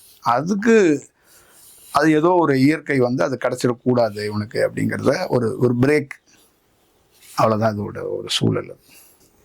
அப்போ திருமணம், குழந்தைகள் அந்த இதெல்லாம் எப்படி, அந்த சமயத்துலலாம் எப்படி இருந்தது வாழ்க்கை? எங்கேயுமே எனக்கு போர் அடிக்கலை. அதுதான் நான் சொல்கிறேன். எனக்கு எங்கேயுமே போர் அடிக்கலை. வறுமை தான் போர் அடிக்கலை. குழந்தை எல்லாமே வந்து ஒரு நெருக்கடி தான். ரெகுலராக எதுவுமே நடக்கலை. ரெகுலராக எதுவுமே நடக்காது என் வாழ்க்கையில். அந்த 30 ஆண்டுகளும் நான் போராடணும். ஆனால் அது போர் அடிக்காது. குழந்தை கல்யாணம் ஆகி 3 வருஷம் வரைக்கும் குழந்தை பிறக்கலை, அதுவும் போராட்டம் தான். ஆனால் அதையும் ஜாலியாக செய்வேன். புரியுதா? கல்யாணம் பண்ணால் வாடகை கொடுக்கறதுக்கு காசு கிடையாது, அதையும் ஜாலியாக செய்வேன். அப்புறம் அடுத்தது என்ன லைஃப்பில் எதுவுமே தெரியாது. வீட்டிலேயே கேட்பாங்க என்ன நாளைக்கு என்ன வாழ்க்கை, எதுவும் தெரியாது. இப்போ இன்றைக்கி என்ன சாப்பாடு இருக்கு, ஜாலியாக சாப்பிடுவோம் அப்படிமே. எனக்கு ரொம்ப பிடிச்சது என்னென்னா எல்லா வேலையும் செய்வேன். 8 மணி 8:30 மணிக்கு மேலே, 9 மணிக்கு மேலே, இல்லை 10 மணிக்கு மேலே செல்லெல்லாம் ஆஃப் பண்ணிட்டு நிம்மதியாக தூங்குவேன். மொபைலில் ஆஃப் பண்ணி தூக்கி எறிஞ்சிடுவேன். எனக்கு என்ன ரொம்ப இன்ட்ரெஸ்டிங்காக அப்படிங்கன்னா தூங்குறத கூட ரசித்து தூங்கணும்னு நான் ரொம்ப விரும்புவேன். அது எனக்கு. அப்போ நான் வந்து கடவுள்கிட்ட வேண்டுவேன், எனக்கு கொஞ்சம் மழை பெஞ்சால் நல்லாயிருக்கும், ரொம்ப ஒரு கூலிங்காக தூங்கணும் போல இருக்குது, அதுக்கு ஏதாவது வாய்ப்பு இருக்கா அப்படின்னு வாழ்ந்து வெளியே எட்டி பார்ப்பேன். மழை பெஞ்சிச்சுன்னா எங்கள் அம்மாவோட ஒரு 10 சேலையை எல்லாத்தையும் ஒன்றா எடுத்து கீழே போட்டு அதில் ஒன்றா எடுத்து விதவிதமாக போத்திக்கிட்டு தூங்குவேன். இதுதான் எனக்கு பிடிச்ச ஒரு ஹேபிட். அப்போ சின்ன வயசுலேருந்தே எனக்கு இந்த மாதிரி ஒரு சில கிறுக்கு குணாதிசயங்கள் எனக்குள்ளே இருந்ததுனால எவ்வளோ பெரிய வறுமை வந்தோம், அந்த கர்ம வினையே வந்து கண்ணீர் விட்டு இவரை விட்டு எப்போ ஓடுவோம் அப்படின்னு அதுதான் கண் கலங்கி இருக்கு. நான் கலங்குனதை விட கர்ம வினை அழுதுருக்கு. இவரை விட்டு ஓடிடுவான், இவர் வந்து எல்லாத்தையுமே இன்ட்ரெஸ்டாக செய்கிறாரு அப்படின்னு தான் என்னுடைய லைஃப். உங்களுக்கு வந்து புரியுமா என்னன்னு தெரியாது. வாழ்க்கையும் அப்படி தான், திருமண வாழ்க்கையிலையும் அப்படி தான், ஒன்றுமே இருக்காது, ஆனால் ஜாலியாக வாழ்வோம். இதெல்லாம் இப்ப கர்ம வினைன்னு தெரியறதுக்கு முன்னாடி அது ஒரு துன்பமா தானே இருந்திருக்கும். அப்ப ஏதாவது ஒரு சூழ்நிலையில துன்பம் தான் எனக்கு 100% துன்பம் தான். அந்த துன்பத்தை ஒரு என்டர்டைன்மெண்டா மாத்திக்கிறதுக்கு இந்த பிரபஞ்சம் எனக்கு ஒரு வாய்ப்பு கொடுத்துச்சு. அப்ப எனக்கு நேச்சர்லயே என் துன்பத்தையே நானே அதை ஏற்றுக்கொள்ற மாதிரி ஒரு பக்குவத்தை எனக்கு ஏன் உருவானுச்சுன்னு தெரியல, அது கிடைச்சிச்சு. அவ்வளவுதான் இதோட விஷயம். இல்லைன்னா நான் ரொம்ப கடினமான ஒரு சூழலுக்கு மாறி போயிருப்பேன். அது அப்ப சிறு வயசுலேருந்தே உங்களுக்கு அந்த துன்பம்ன்றதையும் தாண்டி ஏதோ ஒரு விஷயம் உங்களுக்கு ஒரு இன்ட்ரெஸ்டிங் எனக்கு வந்து ஒரு இன்ட்ரெஸ்டான ஒரு சூழல் நடக்கும். அது வந்து எனக்கு வந்து அது துன்பம் இருக்கும், அந்த துன்பத்தையும் வந்து நான் இன்ட்ரெஸ்டாக மாற்றிக்குவேன். அப்போ எங்கேயுமே வாழ்க்கையில் வந்து போதும்டா இந்த வாழ்க்கையை வாழ்ந்தது, தற்கொலை எதுவும் பண்ணிக்கலாம், அதை தற்கொலை பண்ணிக்க போயிருக்கேன். நான் 2-3 தடவை போயிருக்கேன். அப்பயும் வந்து ஒரு என்டர்டைன்மெண்ட்டாக தான் போவேன். தற்கொலையே வந்து பீச்சுக்கு போகிற மாதிரியே தான் போவேன். ஒரு ஜாலியாக போய் சாக போகிறோம், எப்படி விழுந்தா கை தனியாக போயிருமா, கால் தனியாக போயிருமா, ஒருவேளை பொழைச்சிட்டோம்னா அப்புறம் திருப்பி படத்தில் இருக்க ஹீரோ மாதிரி இப்படி கை காலை வச்சுக்கிட்டு இப்படியே போனோம்னா அப்போ சாப்பாடு கிடைக்குமா, இல்லை குதிக்கிற வழியிலே ஏதாவது இறைகள் வந்து கையை பிடிச்சிருமா, இப்படிலாம் இன்ட்ரெஸ்டாக யோசிப்பேன். புரியுதுங்களா? இந்த மாதிரிலாம் நிறையா வந்து எனக்கு வந்து அந்த கதை மாதிரியே ஓடும். ஆனால் நிறைய சாக போயிட்டு ட்ரை பண்ணிட்டு கூட வந்திருக்கேன். அப்புறம் அதை வந்து சாகிறதுக்கு வந்து அது ஒரு வேலை மாதிரி எனக்கு தெரிஞ்சிச்சு. சாகிறதே ஒரு வேலையாக இருக்க, கை தடுக்கணும், மலையிலேருந்து குதிக்கணும், இயற்கையாக சாக முடியாதா அப்படிலாம் யோசிச்சிருக்கேன். இப்போ எனக்கு வறுமை, நான் சாகணும்னு நினைக்கிறேன், அதுக்கு சோர்ஸ் இயற்கையில் என்ன இருக்குது? கை தடுக்காமல், சிரமப்படாமல், செவுத்தில் போய் மோதிக்காமல், மலையிலேருந்து குதித்து உடலை செதற வைக்காமல், ஏதாவது இயற்கையாக ஏதாவது பண்ண முடியுமா? கை காலெலாம் நெரிக்காமல் ஏதாவது அதுக்கு ஒரு சோர்ஸ் இருக்கான்லாம் யோசிச்சு பார்த்துருக்கேன். குடும்பத்துக்குள்ள வந்து இப்போ இந்த வறுமை இதெல்லாம் வரப்போ உங்களுக்கு ஒரு பக்குவம் விளையாட்டாக இருந்திருக்கு. அப்போ வீட்டில் மனைவி அவங்க சைட்லேருந்து எது நெருக்கடிகள்லாம் அந்த மாதிரி? அவங்களுக்கு அந்த மாதிரி வாய்ப்பே கொடுக்க மாட்டேன் நான். ஏன்னா குடும்ப நிர்வாகத்தை நான் தான் பார்த்தேன். அதனால அவங்களுக்குலாம் ஊதாரி மாதிரி நான் வந்து சுற்றுறது போகிறதுனால தானே அவங்க வீட்டில் உள்ளவங்க குடும்பத்தை பார்த்துப்பாங்க. நான் தான் நிர்வாகம் பார்ப்பேன். அப்போ வந்து அவுட் அண்ட் அவுட்டு அவங்களெல்லாம் தலையிட விட மாட்டேன். அப்போ வந்து நான் வந்து வறுமையையே ஒரு அழகாக ஒரு எடுத்துகிட்டு போகிற விதங்கள் வந்து அவங்களால மறக்க முடியாததா இருக்கும். அதுதான் என்கிட்ட இருக்கிற விஷயம். அதனால் குடும்ப பொறுப்புகள் வந்து எதையுமே அவங்கக்கிட்ட யார்கிட்டையும் கொடுத்ததே கிடையாது. ஏன்னா சிறு வயதில் எங்கள் அம்மா எங்கள் அண்ணன் வந்து குடும்பத்தை பார்த்துக்கிட்டாரு. நான் அப்போ அந்த வாய்ப்பு கிடைக்கல. என்னுடைய திருமண வாழ்க்கையிலையோ நான் வீட்டை விட்டு வந்ததுக்கப்புறம் தொழில் ரீதியாக 21 வருஷம் சென்னையில் இருந்ததெல்லாம் நானே தான் பார்த்துக்கிட்டதுனால அது நான் இயல்பாகவே இப்படி தான் பண்ணுவேன். நான் உங்கள் நண்பர்கள் அவங்கள பற்றி ஏதாவது? நண்பர்கள் எனக்கு பெரிய நண்பர்கள்லாம் ரொம்ப சொல்லிக்கிற மாதிரி கிடையாது. நான் யாரை ஃபஸ்ட் டைம் மீட் பண்ணுறேன்னா அவர் தான் என் நண்பர், அவ்வளோதான். வறுமையிலே இருந்ததுனால கொஞ்ச நாள் தான் இருப்பார். நான் நிறைய காசு பணங்கள் ஏதாவது ஹெல்ப்பு கேட்பேன்னா அவர் கொடுத்து டயர்டாகி ஓடி போயிடுவார். இல்லைன்னா அவர் வந்து என் நம்பரை லாக் பண்ணிடுவார். இப்படி நண்பர்கள் தான் எனக்கு அதிகமாக இருந்திருக்காங்க. பெரிய நண்பர்கள், உயிர் நண்பர்கள், உற்ற நண்பர்கள் அந்த மாதிரி இல்லை. பள்ளி கல்லூரி இல்லாதனால அந்த மாதிரி நண்பர்கள் எனக்கு யாரும் கிடையாது. இப்போ பெரிய ஃப்ரெண்ட்ஸ் எல்லாம் எனக்கு யாரும் இல்லை. அப்போ வாழ்க்கையில் அந்த டைமில் உங்களுக்கு லட்சியமாக என்ன இருந்தது? குடும்பத்தை அடுத்த நிலைக்கு கொண்டு போகணும் அந்த மாதிரி? அந்த மாதிரிலாம் ஒன்றும் கிடையாது. நிறைய படம் பண்ணணுங்கிற எனக்கு ஒரு ஹாபிட் இருந்துச்சு. உலகத்திலே பெரிய ஸ்டாராக இருக்கணும் அப்படிங்கிறதுல எனக்கு ஒரு பெரிய இதாக இருந்துச்சு. இங்கே நிறைய நடிகர்கள் இவங்கெல்லாம் இருக்காங்களா, அவங்களாம் தாண்டி ஒரு நல்ல ரைட்டராக நல்ல ஒரு பெரிய பேசப்படுற ஒருத்தராக இருக்கணும் அப்படிங்கிறது எனக்குள்ளே இருந்தது. அது வந்து மறுக்க முடியாத ஒரு தகவல். அதில் நான் வந்து எல்லா லாங்குவேஜ்லேயும் படம் பண்ணணும். எனக்கு ஒரு ஸ்டேஜில் இந்த கல்வி இல்லாததை கூட ப்ராப்ளமாக இல்லை, நான் வந்து இங்கிலீஷில் கூட படம் பண்ணணும் அப்படிங்கிறது என்னோடய டார்கெட். ஆனால் நிச்சயமாக நான் வந்து எனக்கு வந்து பிரபஞ்சம் ஹெல்ப் பண்ணியிருந்துச்சுன்னா இந்த கல்வியை வச்சே பண்ணியிருப்பேன். என்னால் அது பண்ண முடியும். அந்த ஸ்கில்லு வந்து என்கிட்ட இருந்துச்சு. ஏன்னா அது எனக்கு தெரியும். ஏன்னா எனக்கு அவுட் அண்ட் அவுட்டுன்னு ஓரளவு எல்லா எடிட்டிங்கோ டப்பிங்கோ எல்லா விஷயமும் எனக்கு ஓரளவு நான் வந்து கவனித்து ரொம்ப காலம் நான் இருந்திருக்கிறேன். கிட்டத்தட்ட எனக்கு வந்து உதவி இயக்குனராக இருந்தவங்க, பெரிய பெரிய டைரக்டர்கிட்ட இருந்தவங்க 100கணக்கான பேர் எனக்கு வந்து தெரிஞ்சவங்களாக இருந்தாங்க. அப்போ டெய்லி நான் மீட் பண்ணுற ஆட்கள் வந்து பார்த்திங்கன்னா பெரிய பெரிய டைரக்டரோட அசிஸ்டன்ஸுங்களை தான் நான் மீட் பண்ணுவேன். அவங்களோட எனக்கு ஒரு பெரிய கம்யூனிகேஷன் இருந்ததுனால எனக்கு வந்து நாங்கள் பேசுகிறதே இது தான் பேசுவோம். இன்றைக்கி படம் எப்படி போணுச்சு, என்ன மாதிரி சீன் எடுத்தாங்க, என்ன மாதிரி சூழல், என்ன மாதிரி வடிவம் அப்படி இருக்கும். ஒரு நாளைக்கு வந்து 3 படம் பார்ப்போம், 4 படம் பார்ப்போம். இதுதான் எங்களுடைய வேலையாக இருந்துச்சு. அப்புறம் நிறைய கேமராமேன்கள், நிறைய புதுசாக வர்ற கேமரா, நான் வந்து போன காலகட்டத்தில் ஃபிலிம்லேருந்து அப்படியே டிஜிட்டலுக்கு மாறுது. அப்போ அந்த ஃபிலிமில் வேலை செஞ்ச அந்த ஸ்டைலு, இப்போ இந்த ஸ்டைலு, இது மாதிரிலாம் நிறைய சூழல்கள் இருந்ததுனால அது எனக்கு ரொம்ப ரொம்ப ரொம்ப ஒரு ஒரு வேற ஒரு சூழல் இருந்துச்சு. அப்போ எனக்கு வந்து சினிமா துறையில் பெருசாக ஒரு பெரிய ஆளாக சாதிக்கணுங்கிற அந்த ஹாபிட் மட்டும்தான் எனக்கு இருந்துச்சு. நீங்கள் ஒரு படம் டைரக்ட் பண்ணியிருக்கீங்க. அந்த படம் வந்து வெளியில் வந்தப்போ உங்களுடைய நிச்சயமா அந்த படம் வந்து எனக்கு என்ன கொடுத்தது என்னன்னா, பட்ஜெட் என்கிட்ட இல்லை. அந்த பட்ஜெட் கம்மியாக இருந்துச்சு. அதே நேரத்தில் ஆர்டிஸ்ட்டு வந்து நான் நினச்சது ஒன்று, அதை கொஞ்சம் அது ஒரு செட் பண்ண முடியலை. ஆனால் நிச்சயமாக ஒரு நல்ல கதை அது ஒரு ஒரு ஒரு நல்ல ஒரு கதை அப்படிங்கிறத என்னால் வந்து உறுதியாக சொல்ல முடியும். நல்ல கதை அது. அதை இன்னும் கொஞ்சம் அது வேறு மாதிரி அதை செஞ்சுருந்துருக்கணும். அதே நேரத்தில் இன்றைக்கும் அது ஒரு தப்பு இல்லாத படம் தான். அதுக்குள்ளே குட்டி எங்கேயாவது ஒரு சின்ன சின்ன விஷயங்கள் இருக்கும் பட்ஜெட்டு கம்மியாக இருந்ததுனால. மற்றபடி அது ஒரு நல்ல படம் தான். அது ஒரு நல்ல ஒரு மேற்கு தொடர்ச்சி மலையில் ஒரு பேக்ட்ராப்பில் ஒரு சாதாரண வில்லேஜுக்குள்ளே இருக்கிற ஒரு நல்ல விஷயந்தான். அதுவும் எனக்கு படம் ஓடாதது, படம் போகாதது, மக்கள்கிட்ட போய் சேராததுக்கு காரணம் என்னென்னா, எனக்கு தான் பிரபஞ்சம் முடிவு பண்ணியிருக்கல, எண்டு கார்டு போடணும்னு முடிவு பண்ணியிருக்கல. அதனால அது சாதிக்க முடியலை. அந்த படத்தை பற்றி சொல்லுங்கள். அந்த படத்தோட பேரை பற்றி கொஞ்சம் சொல்லுங்கள். படத்துக்கு வந்து நான் வந்து இந்த வெள்ளிமலை அப்படின்னு இந்த படத்துக்கு பேர் வச்சோம். இதுக்கு வைக்கிறதுக்கு முன்னாடி வேறு பேர் வச்சுருந்தோம். அந்த பேரில் தான் எனக்கு வரணும் அப்படின்னு வந்து மனோரஞ்சிதம் அப்படின்னு அந்த பேரில் தான் நான் வந்து அதை பண்ணணும் அப்படின்னு நினச்சேன்.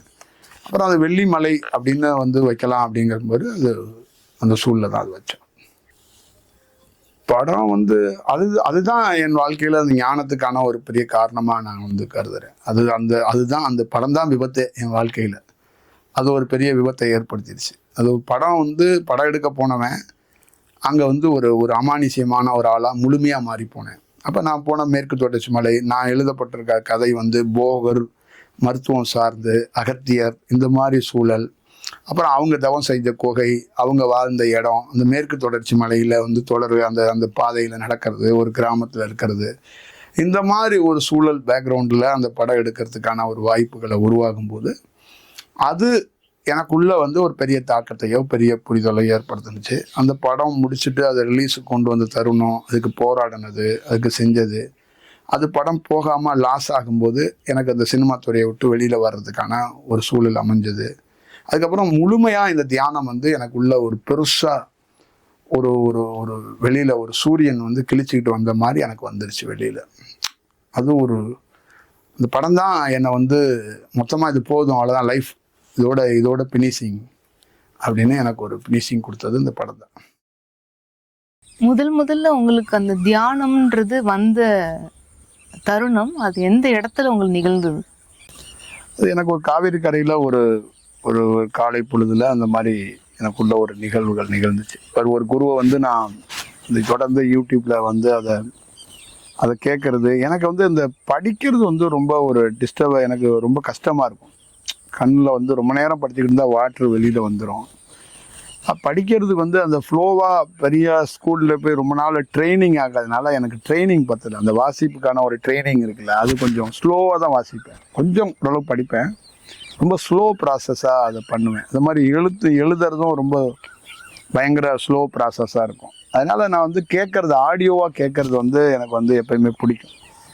அந்த மாதிரி ஒரு சூழலில் தான் எனக்குள்ளே கேட்டு ஒரு நாள் உடலில் பெரிய பருவ மாற்றமாகி, அது ஒரு காவேரி கரையில் ஒரு நாள் வந்து எனக்கு தஞ்சாவூருக்கும் திருச்சிக்கும் இடைப்பட்ட ஒரு காவேரி கரையில் ஒரு ஊர் இருக்குது. அது எனக்கு வந்து நேமம்னு அந்த ஊர். அது பக்கத்தில் வந்து நீங்கள் ரொம்ப பிரபலமான திருவையாறு, கல்லணை, திருக்காட்டுப்பள்ளி, அப்புறம் பக்கத்தில் அம்பில் மாரியம்மன் அப்படி ஒரு கோவில், இந்த மாதிரி பிளாட்ஃபார்ம், இந்த மாதிரி நிறைஞ்ச ஒரு முக்கியமான இடங்கள்ல தான் அந்த பகுதியிலேருந்து தான் நம்ம வந்து அந்த வடிவத்தை வந்து நம்ம பார்த்தோம். அது எனக்கு ஒரு இனம் புரியாத சந்தோஷம் இருந்துச்சு, ஒரு நல்ல சூழல் இருந்துச்சு. அது இந்த மாதிரி மாறுமான்னு எனக்கு தெரியாது. அப்போ தியானம் வந்துச்சு, ஏதோ இது ஏதோ ஒரு புதையல் மாதிரி ஏதோ எனக்கு கொடுக்கும் அப்படி தான் நான் நினச்சேன். அது இப்படி என்னை மாற்றும், இல்லை நான் இப்படி மாறுவேன் அப்படின்னு எனக்கு அப்போ தெரியல. அப்போ முதல்ல அந்த தன்னை உணர்றதுன்னா அது என்னது? தன்னோட உயிர் துளியை பார்க்குறதா? அது எப்படி? அது தன்னை உணர்றது அப்படிங்கிற அந்த தருணம், அந்த மாதிரி ஒரு சூழல், அந்த மாதிரி ஒரு ஃபீல் வந்து ஒட்டுமொத்தமாக உங்களை வந்து உங்களுடைய சூழல் வந்து டோட்டலாக வேற ஒரு வடிவத்துக்குள்ளே நீங்களே அதை உணர பார்க்க முடியும். அப்படிங்கிறது தான் தன்னை உணர்றதுக்கான வாய்ப்பு. தன்னை உணர்றது வாய்ப்புகள் எப்படி நிகழுது அப்படின்னா, உங்களுடைய மெமரியில் சொல்லக்கூடிய உங்களுடைய மூளைகள்லேயே உங்களுடைய உயிர் துளிகள் வந்து இந்த பழமையான உயிர் துளிகள், அந்த அந்த அந்த அந்த ஹீட்டுன்னு சொல்லக்கூடிய, அதான் ஒரு ஆயில் மாதிரி சொல்லக்கூடிய, அது ஒரு மேக கூட்டங்கள் மாதிரி அது வந்து அப்படியே உள்ளே படிஞ்சிருக்கிறதா அதோட தாட் ப்ராசஸ்லேயே இருக்கிறோம். அது வெளியில் கலைஞ்சு போகும்போது திருப்பி ஒரு புது ஒரு ஞாபக சக்தி நமக்கு கிடைக்கும்போது, அப்போ நம்மளுடைய வாழ்க்கையில் நம்ம வந்து பெரிய பெரிய நிறைய விஷயங்களை அறியறதுக்கு வாய்ப்பு கிடைக்கும்போது அப்போ தன்னை உணர்றதுக்கான ஒரு வாய்ப்பு கிடைக்கும். அப்போ நம்ம இந்த பிறப்பை வேஸ்ட்டு பண்ணிடக்கூடாது. ஏதோ பிறந்தோம், கல்யாணம் பண்ணிக்கிட்டோம், வாழ்கிறோம், லட்சியம், தொழில், காசு, இது இல்லை, தாண்டி ஒன்று இருக்குது அப்படிங்கிறத நான் உணர்ந்தேன். அப்போ எனக்குள்ளே உணர்த்தப்பட்டது, நீ வந்து ஒரு ரெகுலராக வாழ்கிறதுக்காக, ரெகுலராக ஒரு காசு பணம் புகழுக்காக நீ வரலை அப்படிங்கிறத எனக்கு அந்த உணரும் தன்மை எனக்கு கிடைச்சிச்சு தியானத்தில். அப்போ கிடைக்கும்போது நான் அதுலேருந்து என் லைஃப் மாறுது. அதான் நான் தன்னை உணர்றதா நான் சொல்கிறேன். அப்போ நான் என்னை உணர்ந்தேன். எனக்குள்ளே இருந்த அந்த மெமரியில் இருக்கக்கூடியது என்னை சிந்திக்க வச்சு என்னை ஒரு புது ஒரு வடிவத்தில் மாற்றுனுச்சு அப்படின்னு சொல்லலாம். அது எந்த இடத்துல நிகழ்ந்தது? ஒரு குறிப்பிட்ட இடத்துலயா இல்லை பல இடங்கள் சொல்லலாம். பல இடங்கள்ல அது ஒரு நீண்ட நெடிய ஒரு நாள் 2 நாள் பல வருடங்களுடைய ப்ராசஸ், பல பணிகளுடைய ப்ராசஸ். நான் ஆரம்பத்தில் அப்படி நினைக்கல. தியானங்கிறது ஒரு புதையல் மாதிரி தான் நான் நினச்சேன். ஏதோ ஒரு நமக்கு ஒரு அதிர்ஷ்டம், தியானம் பண்ணி ஏதோ கடவுள் சித்தர்கள்லாம் ஹெல்ப் பண்ணுவாங்க. அப்போ நிறையா நம்ம கோயில் கட்டி சுவர்லாம் போட்டு நம்ம ஒரு பெரிய நம்மளே ஒரு நிறைய விஷயங்களை செய்யலாம் அப்படிங்கிற மாதிரி தான் எனக்கு தோணுச்சு. இப்போ தன்னுடைய அந்த உயிர் துளியை பார்க்கறது அப்படின்றது அது எந்த தருணத்தில் அது வந்து நிகழுது? நான் வந்து பேசிக்காக என்ன சொல்கிறேன்னா, ஞாபகத்திறனால தான் இந்த மாற்றம். அந்த உயிருக்கும் இதுக்கும் எந்த சம்மந்தமும் கிடையாது. அதை நீங்கள் தெளிவாக புரிஞ்சுக்கணும். இந்த உயிரை பார்க்கறது, இந்த சோலை பார்க்கறது, ஆன்மாவை பார்க்கறதுங்கிறதுலாம் கிடையாது. ஒருத்தருடைய ஞாபக சக்தி மேம்பட்டு அந்த ஞாபக சக்தியால் அவர் ஒரு முழுமையான தருணத்தை அவர் உணர்றாரு. அவர் அவருடைய லைஃப்பை வேறு மாதிரி ஒரு தருணத்தை அவர் பார்க்குறாரு. அவருக்கு உணர்த்துது, அந்த வேலையை செய்கிறார். அதுதான் தன்னை உணர்றதுக்கான ஒரு வாய்ப்பும், அதுதான் ஞானமும், அதுதான் சூழலும். அப்போ உயிரோ அந்த ஆன்மாங்கிறதெல்லாம் நம்ம வெவ்வேறு வடிவத்தில் ஒரு காலகட்டத்தில் ஞானத்தோடைய வேறு ஒரு ஜங்ஷனில் இருந்ததுனால நிறைய இது மாதிரி நம்ம பேசியிருக்கோம். அதெல்லாம் ஒரு காலகட்டத்தில் நான் அதை கடந்து வந்துட்டேன். அதெல்லாம் அந்த மாதிரி அந்த சூழல்லேருந்து கடந்து வந்திருக்கிறேன்.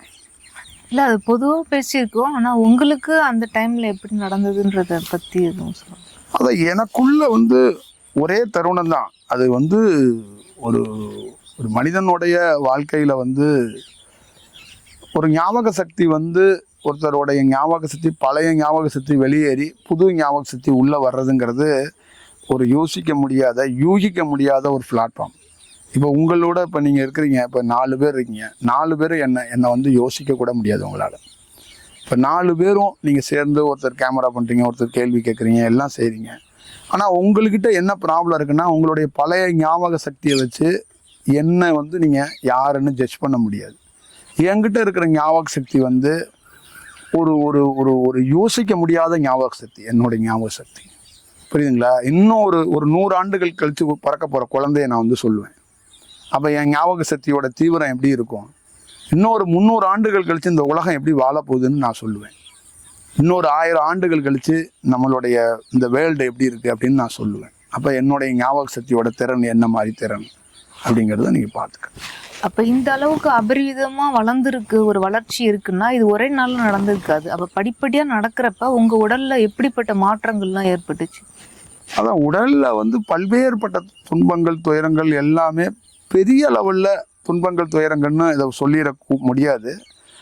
எல்லாமே எனக்கு நிகழ்ந்தது. துன்பம் இதெல்லாம் இருந்தாலும் அதை கட்டுப்படுத்துறதுக்கான அந்த வாய்ப்புகள் எனக்கு பிரபஞ்சத்தால் ஏற்படுத்தி கொடுத்து அதை எனக்கு வழிகாட்டப்பட்டது.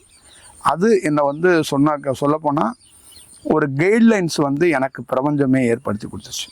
அது என்னுடைய வாழ்க்கையில் ரொம்ப ஒரு பெரிய கொடுப்பனேன்னு சொல்கிறேன். இன்னைக்கு இந்த நிமிஷம் வரைக்கும் நான் பயணிக்கிறதுக்கு காரணம், சின்ன வயசுலேருந்து எங்கள் அம்மா சொல்லுவாங்க, ஒரு சின்னோண்டு ஒரு ப்ராப்ளம்னாலும் நான் ரொம்ப ஜாலியான ஆள். ஒரு சின்னோண்டு விஷயம்னாலும் நான் ரொம்ப துடிச்சு போயிடுவேன். சின்ன வயசுலேருந்து பசி தாங்க மாட்டேன். ஒரு கட்டியோ ஒரு உடம்பு சரியாமல் போயிடுச்சுன்னா ரொம்ப கஷ்டப்படுவேன். ஆனால் சின்ன வயசுலேருந்து எங்கள் அம்மா என்கிட்ட சொல்கிறது என்னென்னா, ஆஸ்பத்திரிக்கு போக மாட்டேன் அப்படிங்கிறத சொல்லுவாங்க. உன்னை நான் தூக்கிட்டு ஆஸ்பத்திரிக்கே போனது கிடையாதுப்பா. ஆனால் நீ துடிச்சு போயிடுவ, ஆனால் எப்படி தான் ரெடியாகுன்னு தெரியல, ரெடி ஆயிடுவேன் அப்படிம்பாங்க. அந்த மாதிரி தான் என்னுடைய நேச்சரு. ரொம்ப பயந்த சுவாகம், ரொம்ப இந்த மாதிரி வாழ்ந்தவன் தான் நான். ஆனால் இந்த தியானம் என்னை அறியாமலே என்னை அந்த மாதிரி எனக்கு தியானத்துக்குள்ளே நிறைய வலிகள், நிறைய பெயின்லாம் சந்திச்சிருக்கிறேன். அது ஏதோ ஒரு மேஜிக்காக அதை ரெக்கவர் பண்ணிடுது, அதை அதை மாற்றிடுதுங்கிறத நான் அதை நான் பார்த்தேன். இப்போ பிரபஞ்சம் வழி நடத்துதுன்னு சொல்றீங்க. அப்போ அந்த முதல்ல அந்த மாதிரி ஒரு உணர்வு அது எப்படி ஏற்பட்டது? பிரபஞ்சன்றதுன்னா அந்த வார்த்தையெல்லாம் ஆரம்பத்தில் புதுசாக இருந்திருக்கும். அதை எப்படி உணர்ந்தீங்க? யாரோ ஒருத்தவங்க வழி நடத்துறாங்க, அது பிரபஞ்சம் அப்படின்னு. பிரபஞ்சங்கிற மாதிரி அந்த வார்த்தை அப்படிங்கிறது அது ஒரு வார்த்தையாக தான், இன்னைக்கு அது ஒரு வார்த்தையாக தான் நானும் சொல்கிறேன். அது ஒரு வார்த்தையாக தான் இருக்குது. என்னுடைய அந்த உள் உணர்வு அப்படிங்கிறது அந்த என்னுடைய ஒரு ஞாபக சக்தி தான். அது அந்த ஞாபக சக்தி எனக்குள்ளே இருந்து அது ஒரு இன்ஸ்ட்ரக்ஷனாக எனக்கு ஒரு வழிகாட்டுனுச்சு அப்படி தான் சொல்ல முடியும்.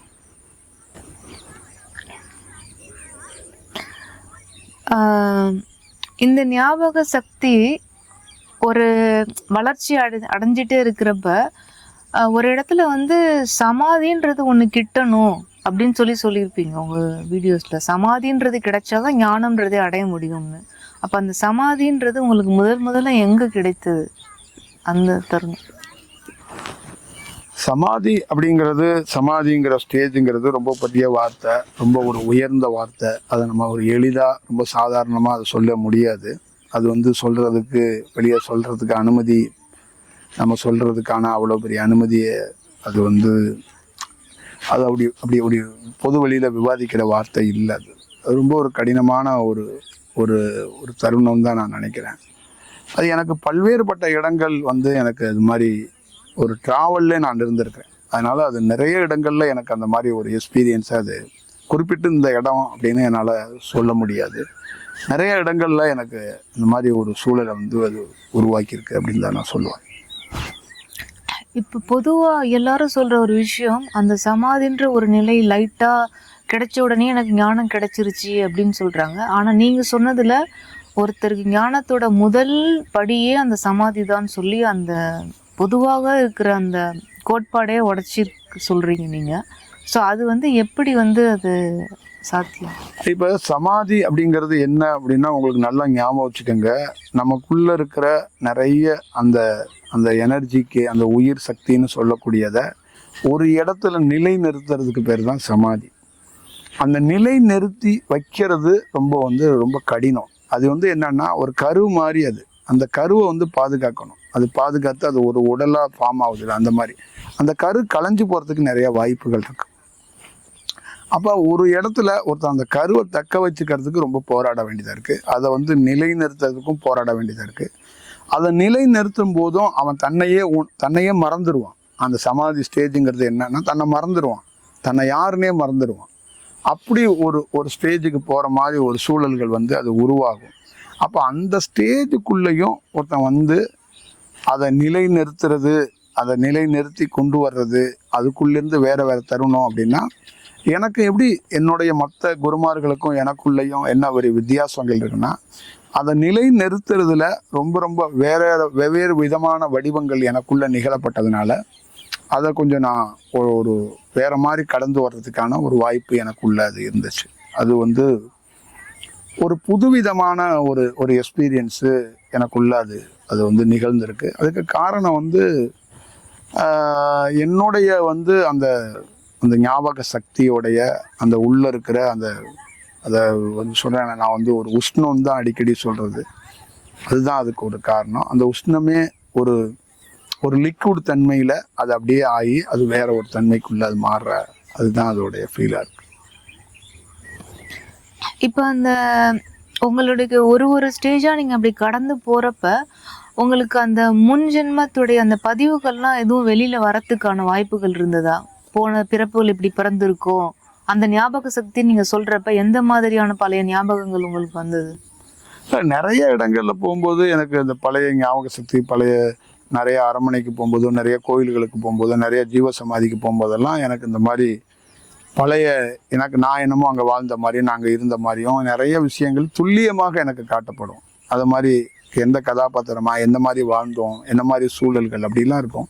நான் யார்கிட்டையுமே பெருசாக விவாதிக்க மாட்டேன். சின்ன சின்ன இடங்களில் நான் நிறைய காணொளிகள் பேசும்போது அதை பற்றி ரிஃப்ளெக்ஷனாக கொஞ்சம் நான் பேசியிருக்கேன். முழுமையாக நான் வந்து அதை விவாதித்ததில்லை. ஏன்னா அது ஒரு அந்த கதாபாத்திரங்கள் ரொம்ப பெருசாக வாழ்ந்துருக்குறாங்க. அதுதான் நீயும் அதுதான் அவர் தான் நீ அப்படின்னு எனக்கு உணர்த்தும். அப்போ நான் வந்து சொல்லும்போது, இப்போ நான் அதை வெளியில் சொன்னேன்னு வச்சிங்களேன், அப்போ அவரே பெரிய ஆளாக இருந்திருக்காரு, நீங்கள் அந்த மாதிரி செஞ்சு காட்டுங்க ஏதாவதுன்னு சொல்லிடுவாங்களே அப்படிங்கிறதுக்காக நான் அதை விவாதிக்கிறது இல்லை. அதை அப்படியே எளிதாக நான் கடந்து அப்படியே போயிடுறேன். அது என்னுடைய வாழ்க்கையில் வந்து இந்த மாதிரி ஏகப்பட்ட விஷயங்களை நான் அப்படியே கடந்து இருக்கிறேன். ஒரு விதத்தில் நான் இதெல்லாம் கடந்து வந்ததுனால தான் ஒரு நல்ல ஒரு சூழலை வந்து ஒன்றும் இல்லாத ஒரு அமைதி நிலையை என்னால் பார்க்கறதுக்கு இது உதவியாக இருந்துச்சு. ஒருவேளை அதெல்லாம் நான் கொஞ்சம் பெருசாக கொஞ்சம் எக்ஸ்போஸ் பண்ணியிருந்தேன்னா என்னோடய லைஃப்பில் நானும் வழக்கமான ஒரு சாமியாராக கூட மாறி இருக்கலாம், ஒரு ஆசிரமவாசியாக கூட மாறி இருக்கலாம்னு நான் கருதுறேன். இப்போ உங்க கூட பயணிச்சவங்க சொல்லியிருக்காங்க, ஒரு ராஜாவா நீங்க இருந்திருக்கீங்க, ரொம்ப பெரிய புகழ்பெற்ற ராஜாவா இருந்திருக்கீங்க அப்படின்னு சொல்லிட்டு நிறைய பிறப்புகள் தெரிஞ்சிருக்கு. அதுல வந்து இப்ப நீங்க முதல்ல அதை பார்த்தப்ப உங்களுக்கு எப்படி இருந்திருக்கும்? நம்ம இந்த பிறப்புல இப்ப எப்படி இருக்கோம் இவ்வளவு துன்பத்தில்ன்றப்ப அந்த உணர்ந்த தருணம் எப்படி இருந்தது? இல்லை, எனக்கு பயம்தான் இருந்துச்சு. இந்த ராஜாவாக இருந்தோம், இந்த அவர் பெரிய சித்தராக இருந்தோம், பெரிய ஞானியாக இருந்தோம்னு சொல்லும்போது இது வந்து எனக்கு பயத்தை தான் ஏற்படுத்துச்சு, சந்தோஷத்தெல்லாம் ஏற்படுத்து. அதுக்கு காரணம் என்னன்னு கேட்டிங்கன்னா, நாம் இன்னைக்கு இருக்கிற நடைமுறை வாழ்க்கையில் இன்னைக்கு இருக்கிற விஷயத்தை தான் மக்கள் பார்ப்பாங்க. அப்போ நான் பெருசாக வாழ்ந்திருக்கேன், என்னோட முன்ஜென்மம் அதுதான் அப்படின்னா, இந்த இதில் நான் வந்து ஒரு வைடாக ஏதாவது மேஜிக் பண்ணலைன்னு வச்சிங்களேன், ஒரு நகைப்பாகவோ இல்லை ஏதோ ஏதோ ப்ராப்ளம்ப்பா இவருக்கு, ஒரு இயலாமையில் ஏதோ பேசிக்கிட்டு இருக்காரு, அப்படி தான் அவங்களோட அதை ஒரு ரிலேட் பண்ண முடியும். அதனால் எனக்கு வந்து என்னென்னா, எனக்கு காட்டப்பட்டது எல்லாத்தையுமே அது நிஜமாக தான் எனக்குள்ளே அந்த தருணத்தை வந்து நான் உணர்ந்தேன். அதை வந்து நான் வெளிப்படுத்திக்காமல் அதை எனக்குள்ளே வச்சுக்கிட்டு நான் கடந்து போயிட்டேன். உங்களுடைய மாணவர்கள் நிறைய பேர் சொன்னது வந்து, புத்தரா இவர் எனக்கு காட்டி கொடுத்துருக்கு, இயேசுநாதரா காட்டி கொடுத்துருக்கு, அகத்தியரா காமிக்கிறாங்க, மகாவதார் பாகபாவா காமிக்கிறாங்க அப்படின்னு சொல்லி பெரிய பெரிய மகான்கள் பேரா அந்த மாதிரி சொல்றப்ப அதோடைய வெளிப்பாடு எந்த மாதிரி? அது நீங்கள் தியானம் பண்ணுற யார் தியானம் பண்ணாலும் இந்த உலகம் முழுக்க இருக்கிற எல்லாருக்கும் நான் சொல்ல வேண்டியது, புத்தரா இயேசுவா நான் இருந்தனா அப்படிங்கிறதெல்லாம் கிடையாது. முதல்ல புரிஞ்சுக்க வேண்டியது, ஒரு தியானத்தில் ஒரு ஒரு ஒரு ஒரு பாதையில் ஒரு பிளாட்ஃபார்மில் நீங்கள் வந்து கிராஸ் பண்ணி வர்றீங்க, ஒரு நகரத்துக்குள்ளே கிராஸ் பண்ணி வர்றீங்கன்னா, ஒரு நகரத்தோட லேண்ட்மார்க் இருக்குது பார்த்தீங்களா, அங்கே நீங்கள் நிற்கிறீங்கன்னு வச்சுங்களேன், அந்த இடத்துல இன்னும் ஒரு லேண்ட்மார்க் நல்லா இருக்குது, அங்கே ஒரு 5 நிமிஷம் நிற்கிறீங்க, அடுத்து இன்னொரு இடத்துல 5 நிமிஷம் நிற்கிறீங்க, இன்னொரு இடத்துல நிற்கிறீங்க. இப்போ இது எல்லாமே நீங்கள் ஒரு ஸ்டார் ஆகிட்டீங்கன்னா, இவர் இங்கே வந்தார், இவர் இங்கே நின்னார், இவர் இங்கே நின்று சாப்பிட்டாரு, டீ குடிச்சாருன்னு ஒரு விஷயத்தை கதை எழுதுவாங்க, ஒரு விஷயத்த ஞாபகமாக சொல்லுவாங்க. அது நீங்கள் கேள்விப்பட்டிருக்கீங்கல்ல. அந்த மாதிரி தியானத்தில் நீங்கள் புத்தர் ஒரு அலைவரிசையில் இருக்கிறாரு, கர்த்தர் ஒரு அலைவரிசையில் இருக்கிறாரு, அந்த மாதிரி நபிகள் ஒரு அலைவரிசையில் இருக்கிறாரு. இப்போ நான் தியானம் பண்ணும்போது அந்த அலைவரிசையெல்லாம் கிராஸ் பண்ணி வரும்போது அவங்களுக்கு ரிஃப்ளெக்ஷன் ஆகும். புரியுதுங்களா? நேற்று ஒருத்தன் சோகமான கனவை காண்றான், இன்னைக்கு வேற ஒரு கனவு காண்றான், நாளைக்கு இன்னொரு கனவு காணுவான். அந்த மாதிரி என்னுடைய அலைவரிசை வந்து பல்வேறுபட்ட சூழல்களில் இந்த முன்னாடி வாழ்ந்த யாரெல்லாம் தியானம் பண்ணி பெரிய ஞானிகளாக இருந்தாங்களோ அவங்கெல்லாம் எதெல்லாம் ஒரு அலைவரிசையில் ஒன்று பெற்றிருப்பாங்களோ, ஒரு அலைவரிசையில் பார்த்துருப்பாங்களோ, அவங்க ஒரு அலைவரிசையை நான் ஒரு இடத்துல கிராஸ் பண்ணும்போது அவங்க அலைவரிசையாகவே நான் இருக்க வேண்டியது சூழ்நிலை வரும். அப்போ அந்த அலைவரிசை இவங்க வந்து என்ன பண்ணுவாங்கன்னா, அவங்கள மாதிரியே என்னை வந்து ரிஃப்ளெக்ஷனாக காட்டுறதுக்கு வாய்ப்பு இருக்குது. அப்படி தான் அவங்க ரிலேட் பண்ணிக்குவாங்க, அப்படி தான் என்னை பார்ப்பாங்க. நான் வந்து அந்த அலைவரிசையில் ரொம்ப நாள் அதை வந்து ஹோல்ட் பண்ணி நிற்கிறது கிடையாது, அதை நான் கடந்து வந்துடுறேன். அப்போ இது எல்லாமே அந்த ஒரே சோல், அந்த ஒரு சோல் அப்படிங்கிறதோட ஒரு வானவில்ல எல்லா கலரும் ஒன்றா மெர்ஜ் ஆகிருக்கு பார்த்தீங்களா, அந்த மாதிரி நீங்கள் தியானம் பண்ணீங்கன்னா ஒரு விதமான எல்லா விதமான அந்த அலைவரிசையும் நீங்கள் வந்து சந்தித்து அதுக்குள்ளே வாழ்ந்து அதோட மெர்ஜ் ஆகி அப்படியே கிராஸ் பண்ணியே வந்துக்கிட்டே இருக்கணும். அப்போ ஒரே சோல் தான், அடுத்தடுத்த நிலை மாறுறப்ப அந்த மாதிரி நீங்கள் சோல் அந்த மாதிரி எதுவும் பிரித்து அந்த மாதிரி செட் பண்ணாதீங்க. இது ஒரு அலைவரிசை. இப்போ இங்கே அந்த பிரபஞ்சத்தில் நிறைய அலைவரிசைகள் இருக்குது. அந்த அலைவரிசையில் நீங்கள் ஒன்று ஒன்றா அதை வந்து சந்தித்து வரணும். அப்போ வரும்போது கடைசியில் இப்போ நான் வந்து ஒரு வெட்டவெளி அப்படின்னு சொல்கிறேன்னா, அப்போ அதுக்கு முன்னாடி என்னுடைய ப்ரீவியஸை பார்த்திங்கன்னா நிறைய அலைவரிசைகளோடு நான் ட்ராவல் ஆகி அப்படியே வந்து இப்போ நான் நிற்கிற இடத்துல இது ஒரு விதமான வெட்டவெளிங்கிறது, இது ஒரு விதமான அலைவரிசை தான், இது ஒரு விதமான செயல்பாடுகள் தான்.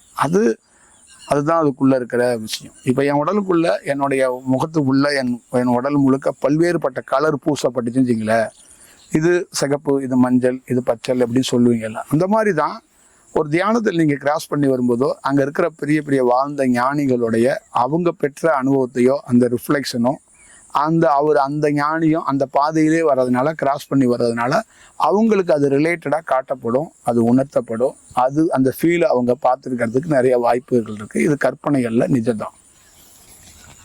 இப்போ மனித உருவம் நீங்கள் வந்து நிறைய எடுத்திருப்பீங்க, விலங்காவோ பறவையாவோ அந்த மாதிரி ஒவ்வொரு பிறப்புலையும் ராஜாவாக எடுத்திருக்கீங்க, மகானாக இருந்திருக்கீங்க, ஞானியாக இருந்திருக்கீங்க. இது வந்து எத்தனாவது மனித பிறப்பு அப்படின்றது உங்களுக்கு எதுவும் தெரிஞ்சு? இது வந்து மக்களுக்கு தேவைப்படாதுன்னு நான் கருதுறேன். இது வந்து மக்களுக்கு ஏன் தேவை? மக்கள் வந்து இந்த மாதிரி குறிப்புகளை வச்சுட்டு என்ன செய்ய போகிறாங்க? நான் வந்து பல பிறப்புகள் எடுக்கலாம், பல பிறப்புகள் வந்து வாழ்ந்துருக்கலாம், இதெல்லாம் ஓகே தான். ஆனால் இதெல்லாம் வந்து என்னென்னா, ஒரு ஒரு ஒரு ஒரு ஒருத்தரை வந்து இன்னும் கொஞ்சம் ரொம்ப ஒரு வைடாக, ரொம்ப ஒரு இமேஜை வந்து உயர்த்தி காட்டுற மாதிரி ஒரு சூழல் உருவாகும்போது அவங்களுக்கு இதிலே ஒரு கற்பனைகள் உருவாகிறதுக்கு வாய்ப்புகள் உருவாகும் அப்படின்னு நான் கருதுறேன். என்ன அப்படி ஏதோ சொல்கிறேன்னா, அதிதீவிரமான கற்பனைகள் வர்றதுக்கு வாய்ப்பு இருக்குது. ஓ, இவங்க வந்து 10 பிறப்பா 100 பிறப்பு எடுத்திருக்காங்களா அப்படிங்கிற மாதிரி அந்த சூழல் வந்து மக்கள்கிட்ட வரக்கூடாது அப்படிங்கிறத நான் கருதுறேன்.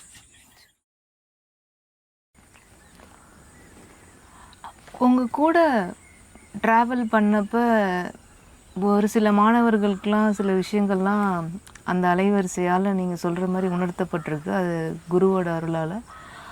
அவங்க சொன்ன விஷயங்கள் குருவுடைய அந்த சமாதிகள், பழைய முன்ஜென்மம், அதெல்லாம் அங்கே முன்பிறப்பு அதெல்லாம் பார்க்குறப்ப அந்தந்த இடங்களில் வந்து சில கல் வந்து எல்லா இடத்துலையும் வந்து இருந்திருக்கு அப்படின்னு சிலர் ஒருத்தங்க கவனிச்சிருக்காங்க. அதை அந்த அந்த கல்லை வந்து இன்னமும் வணங்கிட்டு இருக்காங்க.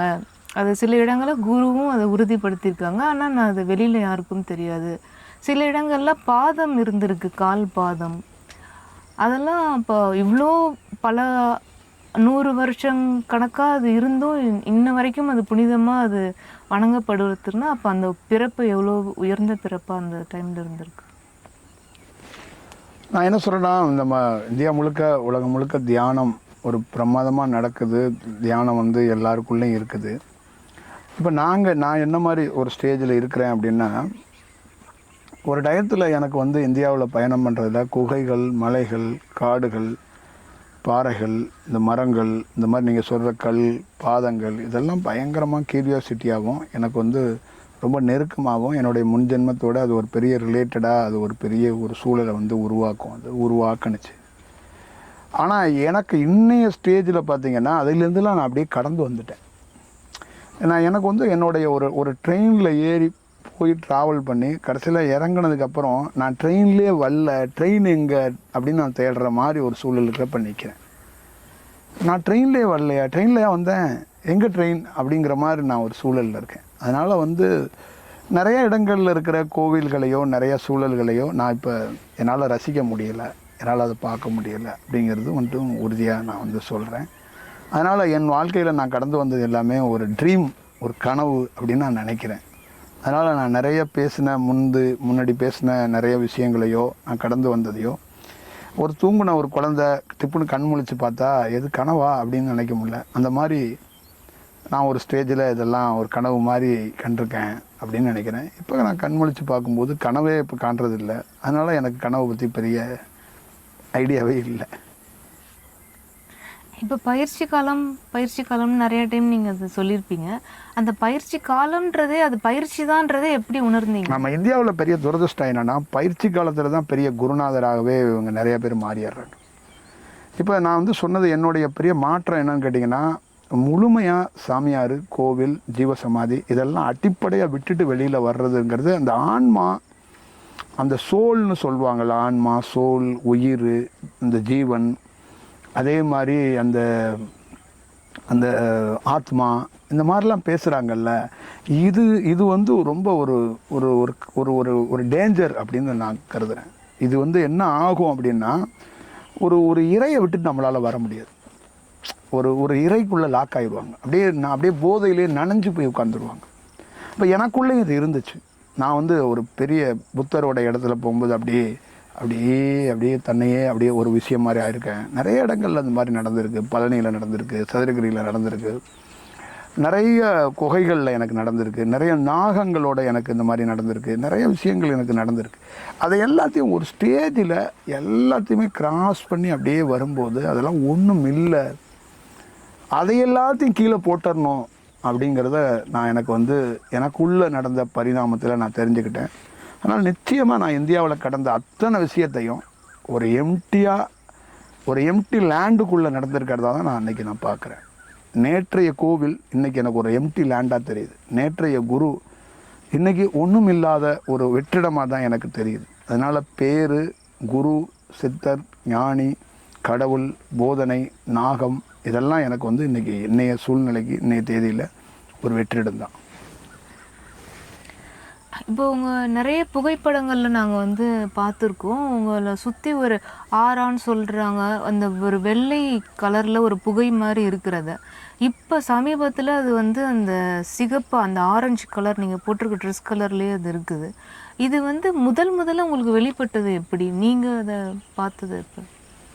இல்லை, இது வந்து நான் இதே தான் சொல்கிறது. நமக்கு வந்து தியானத்தில் ஒரு ஸ்டேஜுக்கு நீங்கள் போக போக போக போக போக உங்களுக்கு ஒரு அமானுஷ்யமான விஷயம் கிரியேட் ஆகும்.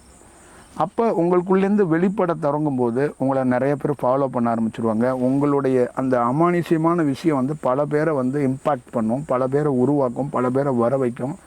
அப்போ நீங்களே ஒரு கோவில் மாதிரி, ஒரு பெரிய ஒரு கடவுள் மாதிரி ஒரு தோற்றம் வந்து அது கண்டிப்பாக அது வந்து உருவாக்கும். ஆனால் ஒரு தியானம் பண்ணுறவனுக்கு இது வந்து நல்ல போக்கு இல்லை அப்படின்னு என்னால் சொல்ல முடியும். நான் வந்து அதை நான் என்கரேஜ் பண்ணக்கூடாது. இந்த ஆறா இந்த மாதிரி இது வெளிப்படுறதெல்லாம் ஒரு மனிதனுக்குள்ளே இப்போ நீங்கள் இருக்கிறீங்க, நீங்கள் வந்து ஒரு கோமாவில் இருக்கும்போது நீங்கள் எப்படி இருக்கீங்கன்னு தெரியாது. இப்போ நீங்கள் ஒரு கேன்சர் நோயாக இருக்கிறீங்க, உங்களுக்குள்ளே இருக்க சைடு எஃபெக்டை வலியை பிரித்து லேயராக, எனக்கு காலையில் இந்த மாதிரி வலிக்கும், அந்த வலிக்கு ஒரு சவுண்டு, அந்த மாதிரி ஒரு சவுண்டு, மாதிரி ஒரு 20 சவுண்டை இப்போ தனியாக பிரித்து ரெக்கார்ட் பண்ணி நீங்கள் வந்து எனக்கு இந்த மாதிரிலாம் நான் கத்துறேன், இந்த மாதிரிலாம் வலிக்கிறேன். அப்போ இந்த மாதிரி குரல் எழுப்பும்போது எங்கன வலி ஏற்படுது, என்ன வலி ஏற்படுது அப்படின்னு உங்களால் ஆய்வு பண்ண முடியுமா? அதே மாதிரி தான் தியானம்ங்கிறது. ஒவ்வொரு படியிலையும் நீங்கள் வந்து கிராஸ் பண்ணி வரும்போது ஒரு ஆறா, ஒரு கலர்ஸ், ஒரு விஷயம், ஒரு காட்சி, ஒரு விதமான கவிதை, ஒரு விதமான அந்த தத்துவங்கள், ஒரு விதமான செயல்லாம் வரதான் செய்யும். இது எனக்குள்ளே நடந்திருக்கு, நான் பிரமிச்சிருக்கிறேன், நான் கொஞ்சம் பிரம்மாண்டமாக பார்த்துருக்கேன். அதே மாதிரி இந்தியா முழுக்க நிறைய குருக்கள் இதை செய்கிறாங்க, நானும் அதை செஞ்சுருக்கிறேன். ஆச்சரியப்படுறதுக்கு ஒன்றும் இல்லை. ஒரு ஸ்டேஜில் இது எல்லாத்தையுமே ஒருத்தர் அப்படியே கம்ப்ளீட்டாக அது வந்து அப்படியே திரும்பி பார்க்கும்போது அதெல்லாம் அப்படியே பேக்கில் போயிட்டு இருக்கிறது, அது அப்படியே எல்லாம் மறைஞ்சு போகிறத என்னால் பார்க்க முடியும். அது வந்து நான் இன்றைக்கி வந்து உணர்றேன். அப்போ வந்து என்னுடைய பெரிய ஹிட்டு, பெரிய வெற்றி எது அப்படின்னு கேட்டிங்கன்னா, ஒரு எம்டி லேண்டில் நான் மட்டும் இருக்கிறேன். இதுதான் என்னுடைய இன்றைக்கி இருக்கிற பொசிஷன். நீங்கள் சொல்லணும்னா நீங்கள் எத்தனை முறை என்னை கேட்டாலும் நான் ஒரு எம்டி லேண்டு அப்படிங்கிறத உறுதியாக வந்து என்னால் வந்து சொல்ல முடியும். இது என்னுடைய மிகப்பெரிய ஒரு சூழல். எனக்குள்ளே என்னென்னா, எந்த உருவமோ, எந்த ஞானியோ, எந்த குருவோ, யாருமே எனக்குள்ள ஒரு தாக்கமாக இல்லை. எனக்கு ஒரு தாக்கமாக இருப்பாங்கள்ல, ஐயோ எனக்கு ஒரு தாக்கமாக இருக்கிறாரு, இவர் எனக்கு இம்பாக்டாக இருக்கிறாரு, எனக்கு இவர் ஏதோ ஒன்று பண்ணுறாரு. எனக்கு ஒரு 1 இயருக்கு முன்னாடி, 6 மாதத்துக்கு முன்னாடி அதெல்லாம் இருந்துச்சு. அதெல்லாம் இப்போ அந்த தாக்கமே சுத்தமாக இல்லாமல் போயிடுச்சு. அப்போ நான் என்ன தெரிஞ்சுக்கிட்டேன்னா, அதுக்குள்ளே நீ வந்து அந்த கடந்து வரும்போது அவங்க வீட்டில் உட்காந்துருந்த, அவங்க வீட்டில் சாப்பிட்ட, அவங்க வீட்டிலே வாழ்ந்த, அப்போ அவங்க வீட்டிலே சாப்பிடும்போது, அவங்க வீட்டிலே வாழும்போது, அப்போ அவங்கள மாதிரியே நீ நிறைய விஷயங்கள் அவங்களுக்கு ஏற்ற மாதிரி அந்த ரிஃப்ளெக்ஷன் ஆகும்ல, அதோட சூழலாக தான் நான் வந்து கருதப்பட்டேன். இன்றைக்கி அவங்க வீட்டை விட்டு கடந்து வரும்போது கொஞ்சம் தூரம் அவங்க வீட்டில் வாழ்ந்த அந்த வாழ்க்கைகள் எனக்கு ஞாபகமாக இருந்துச்சு. அதுக்கப்புறம் அந்த ஞாபகமும் மறைஞ்சு போயிடுச்சு.